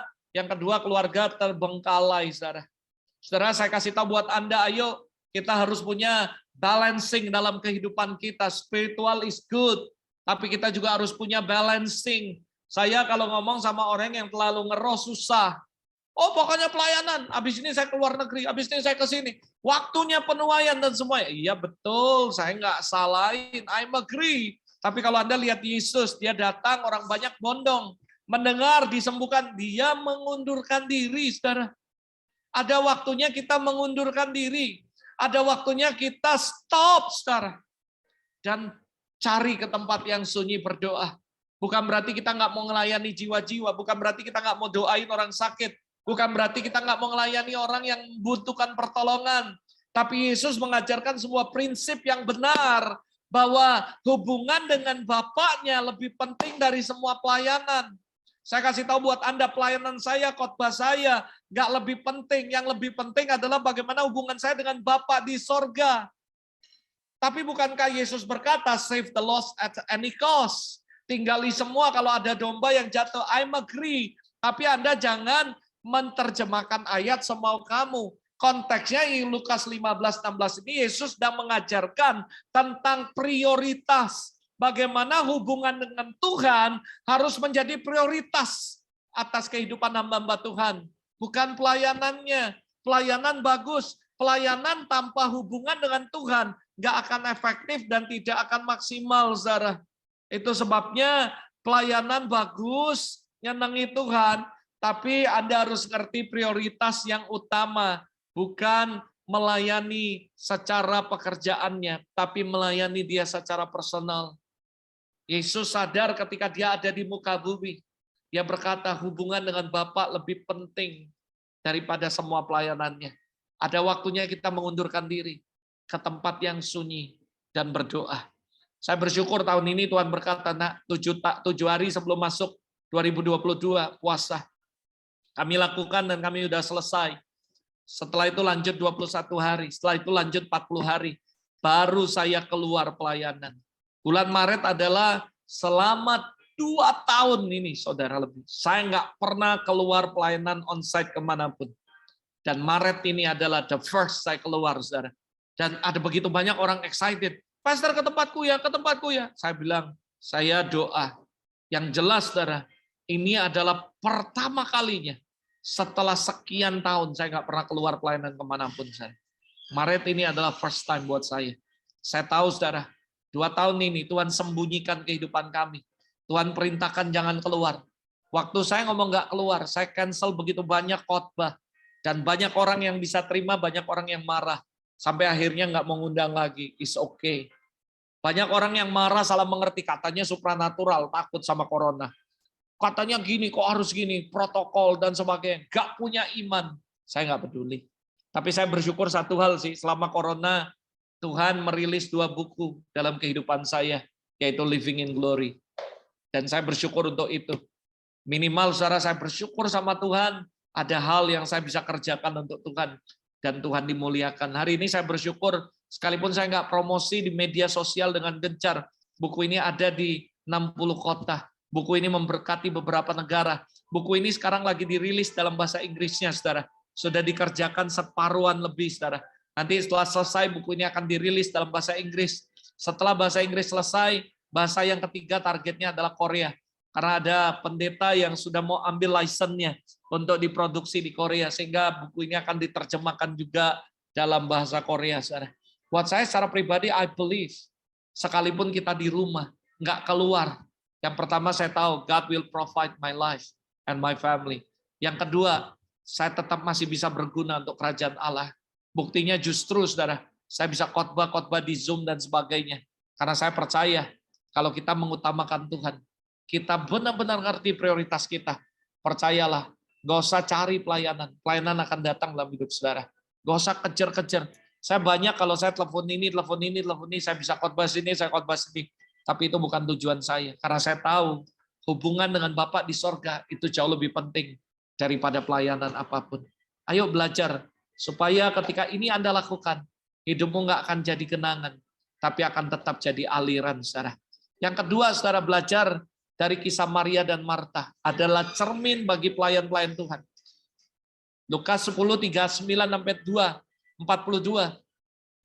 Marta sibuk melayani. Dan dia mendekati Yesus berkata, Tuhan, tidakkah engkau peduli bahwa saudaraku membiarkan aku melayani seorang diri? Suruhlah dia bantu aku. Tapi Tuhan menjawab, Marta, Marta, engkau khawatir dan menyusahkan diri dengan banyak perkara. Tetapi hanya satu saja yang perlu. Maria telah memilih bagian yang terbaik, yang diambil, yang tidak akan diambil daripadanya. Bukan berarti Yesus gak peduli. Bukan Yesus berarti ngomong, yang ini kita nggak usah repot ini. No, tapi ini mengajarkan tentang hal yang sama. Seperti dalam Lukas pasal 5, yaitu mengajarkan kita tentang prioritas yang utama. Bahwa hubungan dengan Bapa di sorga jauh lebih penting dari apapun. Hubungan dengan Tuhan secara personal jauh lebih penting dari semua pelayanan kita dimanapun, saudara. Pelayanan tanpa hubungan tidak akan efektif, saudara. Saya percaya, saudara, keberfungsian, keberhargaan, kemaksimalan kita ditentukan oleh hubungan kita dengan Tuhan, saudara. Percayalah, kehidupan kita akan berfungsi, kita akan jadi berharga, kita akan maksimum ketika kita memiliki hubungan dengan Tuhan. Itu sebabnya saya katakan keberfungsian kita, keberhargaan kita, kemaksimalan kita ditentukan oleh hubungan kita dengan Tuhan. Jadi jangan pernah abaikan hubungan dengan Tuhan. Karena ketika seseorang mulai mengabaikan hubungan dengan Tuhan, tenanglah nanti Tuhan urapi di tengah jalan. Oh tenanglah ini pelayanan. Gue bukan ngapa-ngapain, pastor gue khotbah, gue pelayanan. Saudara dengar baik-baik. Setia is good. Tapi kesetiaan tanpa ketajaman adalah sia-sia. Tadi saya sudah sampaikan statement ini. Setia apapun, tidak ada ketajaman sia-sia. Dan saya mau kasih tahu buat Anda sekali lagi, keberfungsian, kemaksimalan kita ditentukan bukan karena jam terbang khotbah kita atau pelayanan kita, tapi ditentukan dari hubungan kita dengan Tuhan.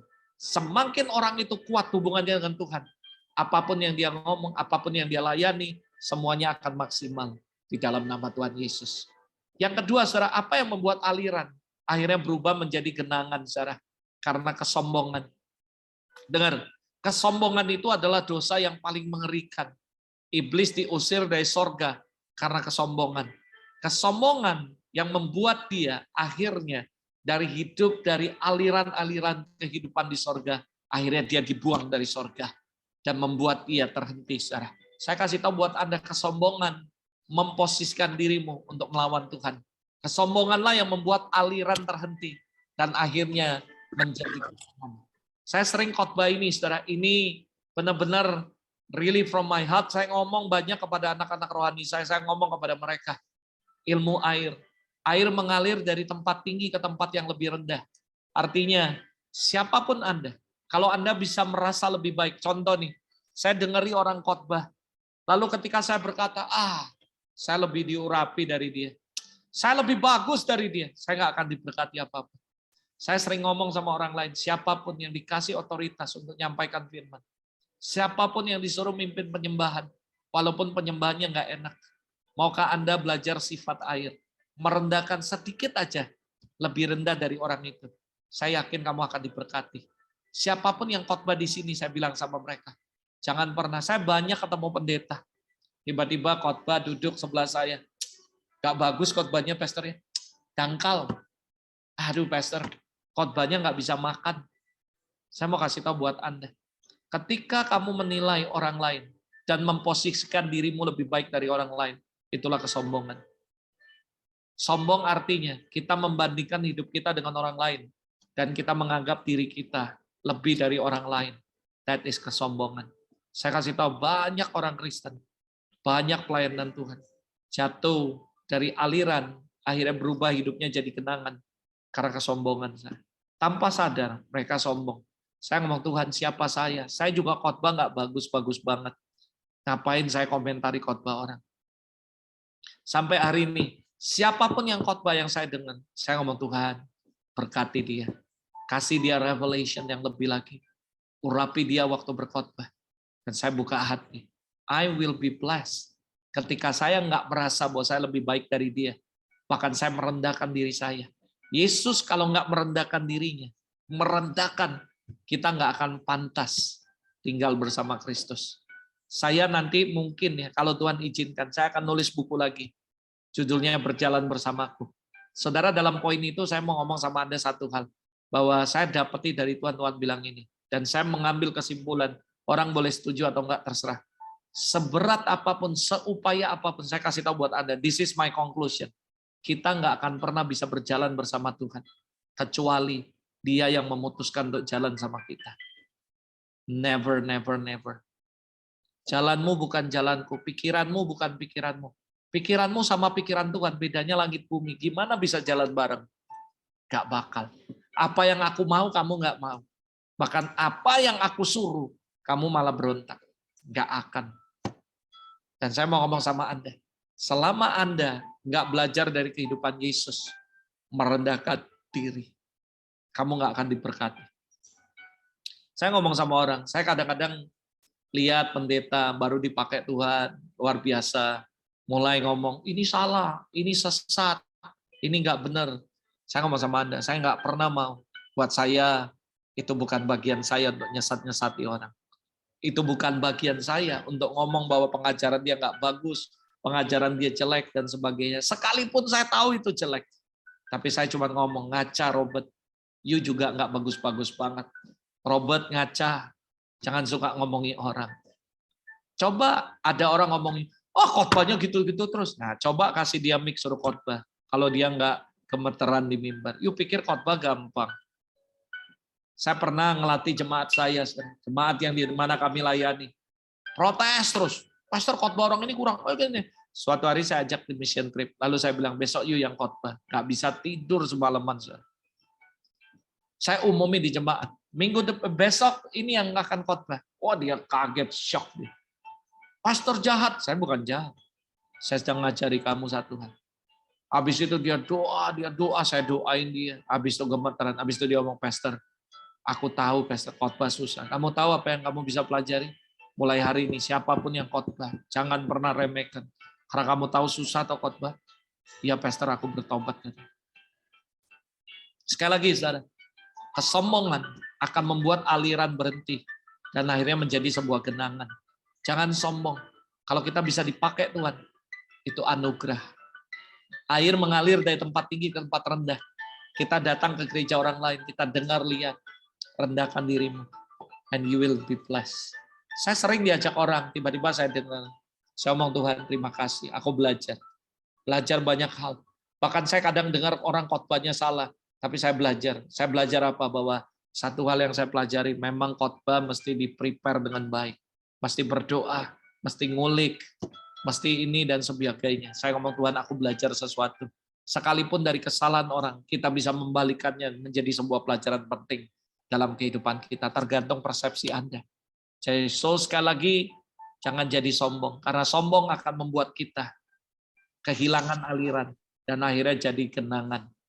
Tanpa disadari, dengar baik-baik, jam terbang telah menumbuhkan kemandirian kita, akhirnya mengurangi ketergantungan kita akan Tuhan. Saya ingat orang pertama kali khotbah, waduh doa, puasa. Habis itu jam terbang, kemandirian. Akhirnya mengurangi ketergantungan. Ini otomatis, ini adalah sesuatu yang bertentangan. Ketika kemandirian makin muncul, kepedean makin muncul, maka ketergantungan dengan Tuhan berkurang. Ketika kita merasa nggak bisa, nggak mampu, maka ketergantungan kita akan lebih banyak dengan Tuhan. Anda boleh percaya atau enggak, tapi saya yakin Anda ngerasa bahwa benar sih pastor yang pastor ngomong. Tanpa kita sadari, jam terbang menumbuhkan kemandirian kita dan akhirnya mengurangi ketergantungan kita dengan Tuhan.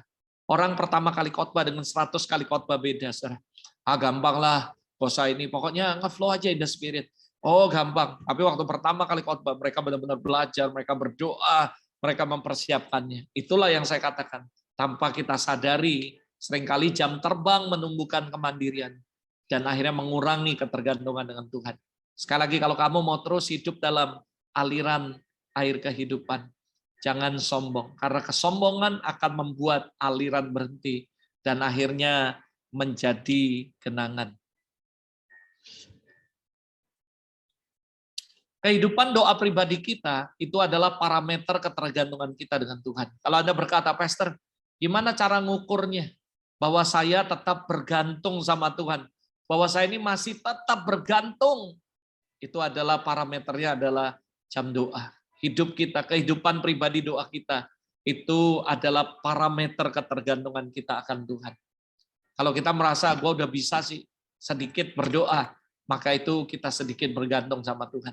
Jadi sekali lagi, ayo saudara, tanpa kita tersadari terjadi shifting dari percaya Tuhan, akhirnya menjadi percaya diri. Dari mengandalkan Tuhan, akhirnya mengandalkan pengalaman, saudara. Ini yang sering terjadi. Sehingga apa yang terjadi? Aliran berubah menjadi genangan.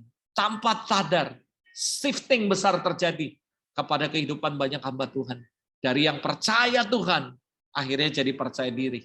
Yang mengandalkan Tuhan, akhirnya mengandalkan pengalamannya, saudara. Saya berdoa supaya Anda tetap jangan sombong. Learn from the story daripada Simpson. Hakim-Hakim 16 ayat 20. Lalu berserulah perempuan itu, orang Filistin menyergap kau Simpson.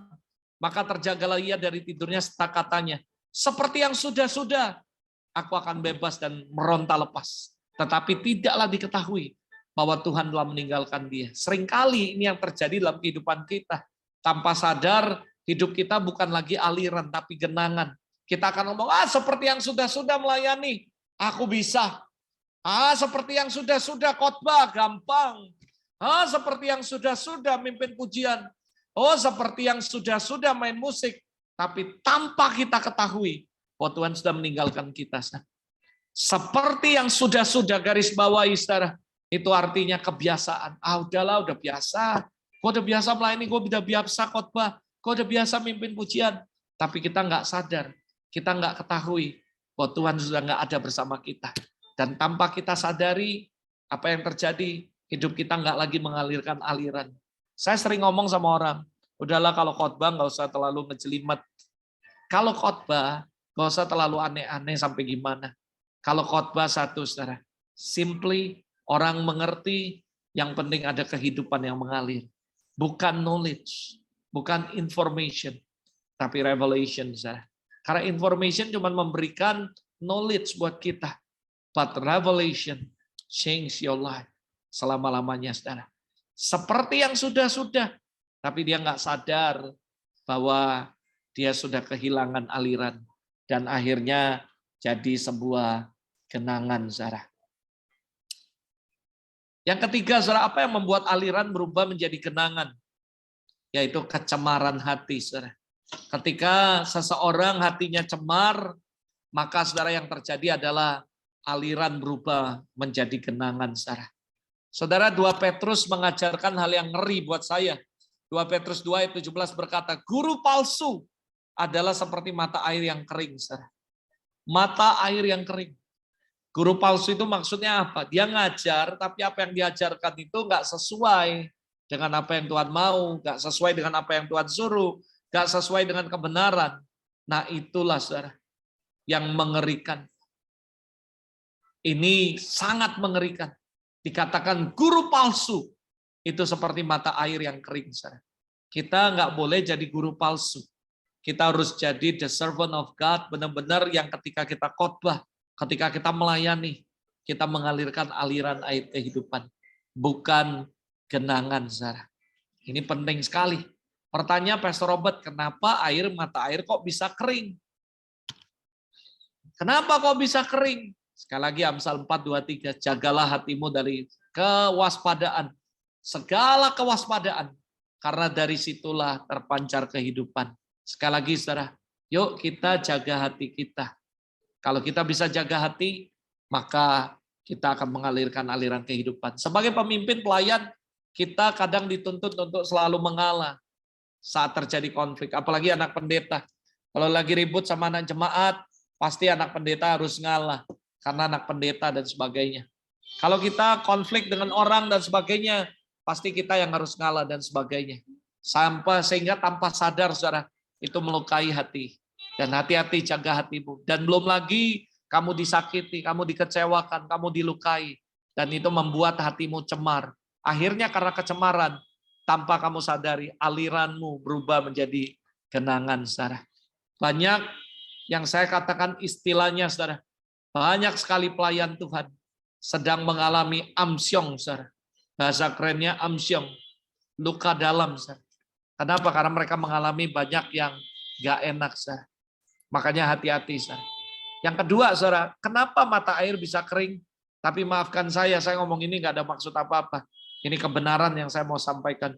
Salah satunya efek daripada konseling. Ibrani 12 ayat 15. Jagalah supaya jangan ada seorang pun menjauhkan diri dari kasih Allah. Agar jangan tumbuh akar pahit yang menimbulkan kerusuhan. Dan yang mencemarkan banyak orang. Tahukah saudara ketika Anda ngonselingi orang yang pahit. Orang yang kecewa, orang yang sakit hati. Kalau Anda nggak hati-hati, Anda bisa mencemarkan orang lain. Anda bisa tercemar. Makanya saudara, saya sering ngomong sama orang yang konselor, saat seorang bercerita tentang kekecewaannya, maka ingatlah, itu baru separuh kebenaran, belum tentu benar semuanya. Contoh nih, misalnya ada satu ibu ngomong, dan dua-dua ini jemaat di gereja kita. Lalu dia berkata, Pastor kamu tahu nggak, suamiku tuh orangnya gini-gini, dia jahat loh, dia gini-gini. Padahal misalnya kebenarannya belum tentu benar. Malah yang sebaliknya yang brengsek si istri misalnya. Tapi ketika ke gereja, kamu lihat suaminya, pasti kamu akan mikir, wah orang ini kayak rohani padahal gini. Dan padahal itu belum tentu benar. Nah belum lagi kalau dia kecewa sama pendeta lain. Padahal yang salah dia bukan pendetanya. Tapi dia udah jelek-jelekin pendetanya. Tahu nggak pendetaku tuh mata duitan, pendetaku tuh gini, pendetaku tuh gini. And then habis itu apa yang terjadi, saudara? Kita akan memandang pendeta ini dengan hal yang berbeda, perspektif yang berbeda. Padahal kebenarannya belum tentu seperti itu. Jadi saya ngomong sama banyak orang, saat orang lain bercerita tentang kekecewaannya apapun, ingat, itu baru separuh kebenaran, belum tentu benar. Gimana cara saya cross check? Gak mungkin saya tanya suaminya atau tanya pendetanya, saya tanya Roh Kudus, karena Roh Kudus gak pernah salah. Kalau Roh Kudus bilang, enggak lah dia sembarangan, tak buang langsung itu di hati. Karena kalau saya simpan di pikiran, itu akan membuat saya curiga dengan orang, padahal belum tentu orang itu salah. Gimana kalau orang itu benar, tapi dia difitnah?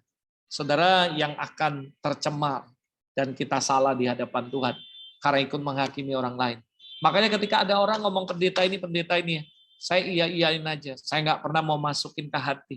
Saya cuma di sini lalu saya buang, saudara. Karena yang pertama, saya nggak ada urusan dengan orang itu. Dan saya juga nggak mau tahu. Dan saya juga nggak akan jadi kepo. Saya berdoa, saya ngeri, saudara. Lihat sekarang banyak orang Kristen kepo. Banyak sekali yang kepo.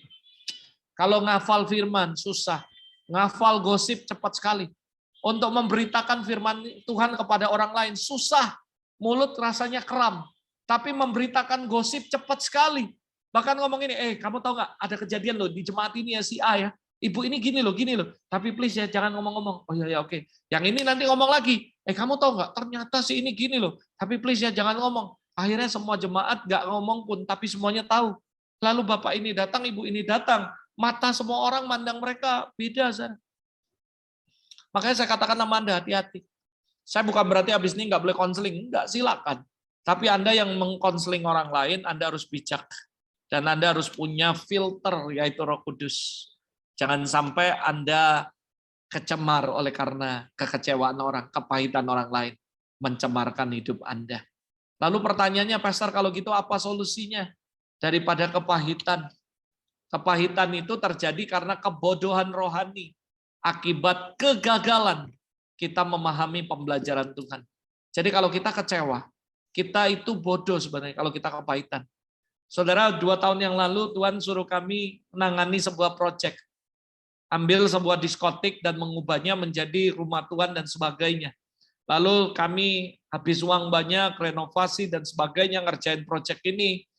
Lalu kalau ada orang sampai kepahitan, itu karena mereka bodoh, mereka gagal memahami pembelajaran Tuhan. Padahal Tuhan sedang mengajar kita banyak hal. Begitu jalan 1 tahun, Tuhan bilang, oke selesai, aku tes kalian, dan kalian berhasil. Buat saya, kalaupun saya harus kehilangan banyak sekali uang untuk lulus tes ini, murah buat saya.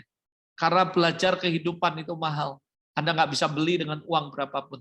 Tapi masalahnya banyak orang gagal memahami pembelajaran Tuhan. Mereka kecewa, mereka kepahitan. Buat saya is okay, itu manusia, terserah mereka. Tapi saya ngomong sama mama saya nggak nyalain Tuhan. Dan I give thanks to the Lord. Karena Tuhan mempercayakan kami untuk pembelajaran the next level tentang hal ini, tentang ketaatan. Kalau kita disuruh taat mengerjakan sesuatu lalu memberikan keuntungan, semua orang pasti mau dan bisa. Tapi kalau kamu taat untuk rugi, itu nggak mudah. Tapi saya bersyukur, saudara, hari ini kami sekeluarga tidak kepahitan dengan apa yang Tuhan izinkan terjadi selama 2,5 tahun yang lalu. Dan sampai hari ini saya berkata, Lord, I give thanks to you, Lord, for everything you have done. Aku tahu Tuhan, kalau aku kepahitan, itu karena kebodohan rohani, karena gagal mengalami pembelajaran Tuhan. Saya nggak mau seperti itu. I give thanks to the Lord. Hati-hati setan mengadakan jebakan. Jebakan para leader, para bapak, nih dengar baik-baik. Berupaya membentuk hidup orang lain, anak-anak rohani, tapi lupa dirinya juga sedang dibentuk lewat orang-orang yang dipimpinnya. Ini yang menjadi jebakan para leader, para bapak-bapak rohani. Berupaya membentuk hidup orang lain, tapi dia lupa diri. Dirinya juga sedang dibentuk melalui orang-orang yang dipimpinnya, saudara. Jadi hati-hati sekali lagi, yuk sama-sama kita belajar. Apa yang mesti kita lakukan? Lihatlah semua, katakan semua, saudara. Semua luka dalam konteks penggenapan rencana Allah. Lihat bagaimana kehidupan Yusuf. Dia melihat semua konteks itu sebagai penggenapan rencana Allah. Dia berkata kepada kakak-kakaknya, jangan begitu kakakku. Engkau mereka yang jahat terhadap aku. Tapi Tuhan membalikannya untuk menjadi kebaikan. Tuhan berkata, aku diutus duluan mendahului kamu untuk memberi makan suatu bangsa. Saudara, Yusuf tidak melihat semua luka sebagai hal yang baper, saudara. Dia nggak menilai bahwa kakak-kakaknya jahat. Tapi dia melihat semua luka. Itu menjadi sebuah konteks penggenapan rencana Allah, saudara. Ini buat saya, Anda boleh setuju atau enggak. Pendapat saya, penjahat dan pahlawan itu cuma masalah perspektif dan waktu. Yang dahulu nanti kamu anggap dia jahat, suatu hari kamu akan bisa lihat bahwa mereka adalah pahlawan dalam kehidupan Anda. Kenapa? Karena ingat, manusia menajamkan manusia, besi menajamkan besi. Hari ini kamu bilang, mereka jahat, mereka kecewain aku, mereka sakiti aku. But one day, saudara, penjahat dan pahlawan, cuman masalah perspektif dan waktu. Nanti Anda akan ngomong, memang sih dia jahat, tapi dia pahlawan. Yusuf harusnya menganggap kakak-kakaknya adalah pahlawan. Kalau nggak ada kakak-kakaknya, dia nggak akan nyampe ke Mesir. Dan tidak akan jadi orang yang sangat berpengaruh di kota Mesir, di bangsa itu. Saudara, dia pertama akan ngomong, kakak jahat, ingat Kak. Dia nangis supaya minta dilepaskan, tapi kakaknya nggak melepaskan dia. Saudara tahu ceritanya. Saudara semua udah tahu bagaimana kakak-kakaknya menjual Yusuf dan dia sakit, saudara. Mungkin dia bilang, kamu jahat. Mungkin kamu dibully orang. Mungkin kamu dihianati orang, ditikam orang. It's okay. Yang dahulu nanti kamu anggap dia penjahat. Suatu ketika kamu anggap mereka adalah pahlawan dalam kehidupanmu. Walaupun mereka nggak merasa mereka pahlawan, mereka tetap aja jahat di hatimu. Ya nggak apa-apa. Tapi bagi kita, itu cuma masalah perspektif. Dan itu cuma masalah waktu, saudara. 2 slide lagi, lalu saya tutup, saudara. 3 slide maksudnya. Kejadian 45, 5, 7, 8. Tetapi sekarang jangan bersusah hati. Janganlah menyesali diri karena kamu menjual aku ke sini. Sebab untuk memelihara kehidupanlah Allah menyuruh aku mendahului kamu. Maka Allah telah menyuruh aku mendahului kamu untuk menjamin kelanjutan keturunanmu di bumi, untuk memelihara hidupmu sehingga sebagian besar padamu tertolong. Ayat 8, jadi bukanlah kamu yang menyuruh aku, tetapi Allah. Dia yang telah menetapkan aku sebagai bapak Firaun dan tuan atas seluruh istananya dan sebagai kuasa atas seluruh tanah Mesir. Ini yang luar biasa statementnya dia. Ayat yang ke-50, pasal 50 ayat 20. Memang kamu telah mereka-reka yang jahat terhadap aku, tetapi Allah telah mereka-rekanya untuk kebaikan dengan maksud melakukan seperti yang terjadi sekarang ini, yaitu memelihara hidup suatu bangsa yang besar. Sekali lagi saya katakan nama Anda, masalah penjahat dan pahlawan, cuman masalah perspektif dan waktu.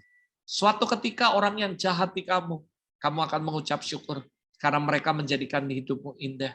Saya berkata Tuhan, orang yang mengkhianati saya, orang yang meninggali saya, orang yang jelek-jelekin saya, orang yang mengkhianati saya, orang yang nggak setuju, orang yang ini, apapun itu.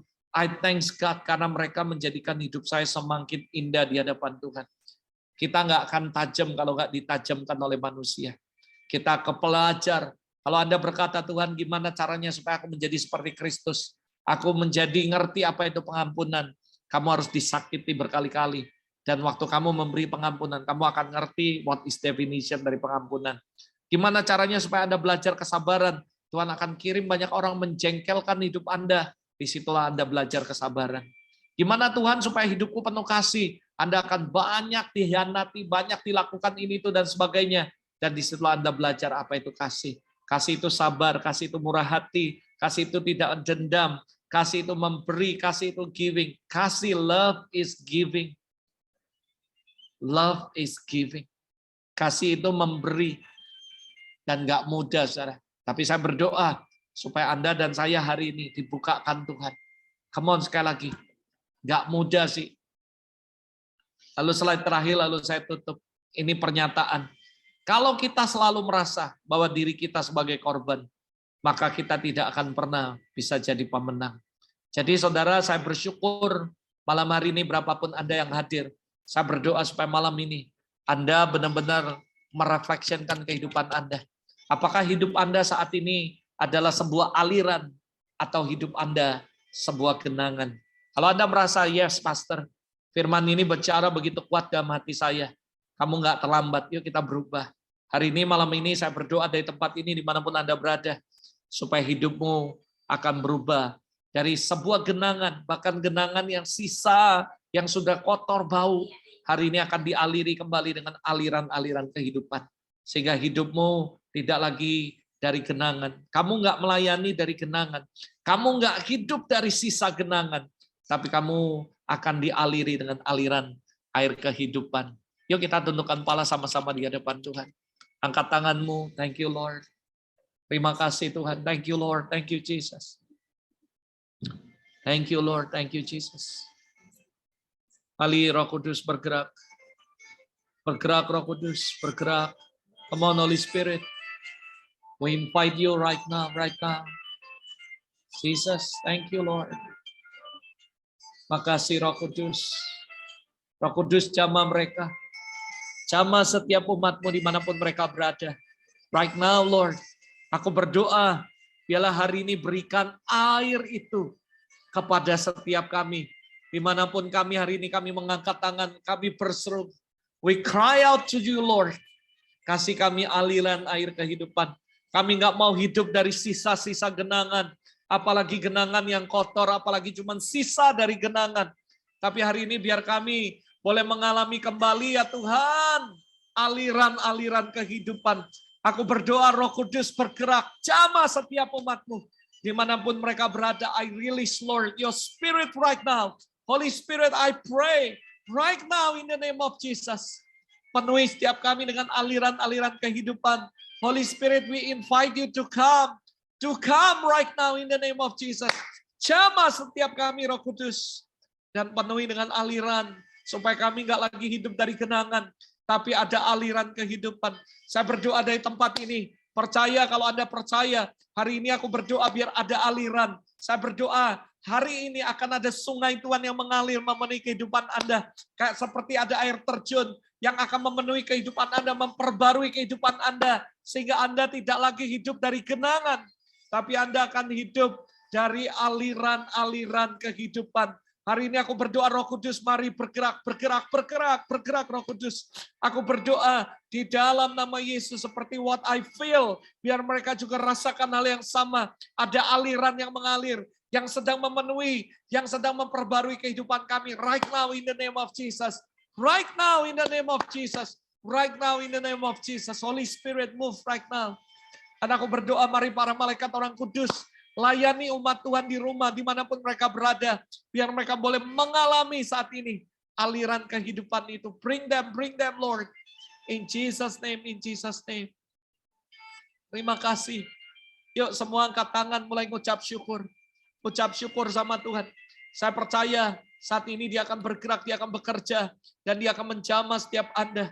Akan ada aliran-aliran yang memenuhi kehidupan Anda. Yuk ucap syukur. Angkat tanganmu, give thanks to the Lord. Thank you Holy Spirit, thank you.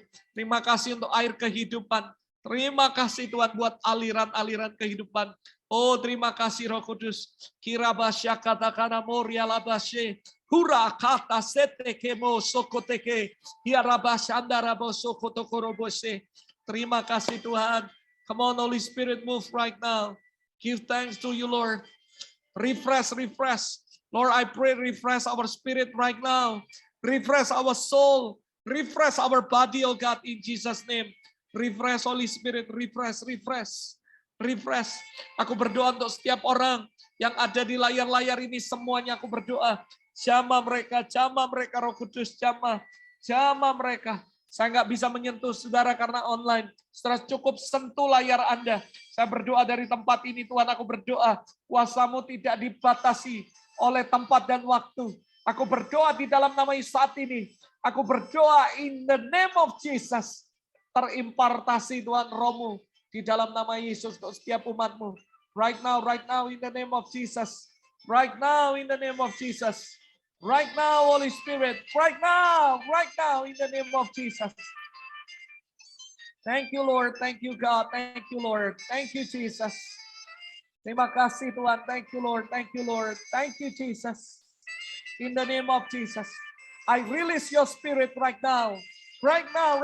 Jamah bawa mereka untuk mengalami aliran-aliran kehidupan saat ini. In the name of Jesus. Dalam nama Yesus. Thank you Lord. Thank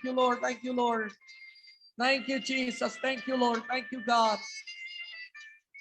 Terima kasih. Thank you Lord. Bapak terima kasih. Sekali lagi aku bersyukur Tuhan untuk apa yang Tuhan sudah lakukan. Dan aku berdoa biar air ini bukan cuma dimulai dari hari ini. But this is the beginning. Biar air itu terus memenuhi kehidupan kami. Start from tonight Lord. Dan itu akan terus memenuhi kehidupan kami. Sehingga kami tidak lagi hidup dari genangan. Tapi kami terus hidup dari aliran-aliran kehidupan yang fresh from heaven. Thank you Lord. We give back to you God all the glory. All the praise in Jesus' name. In Jesus' name. Amen, amen, amen. Amen, amen.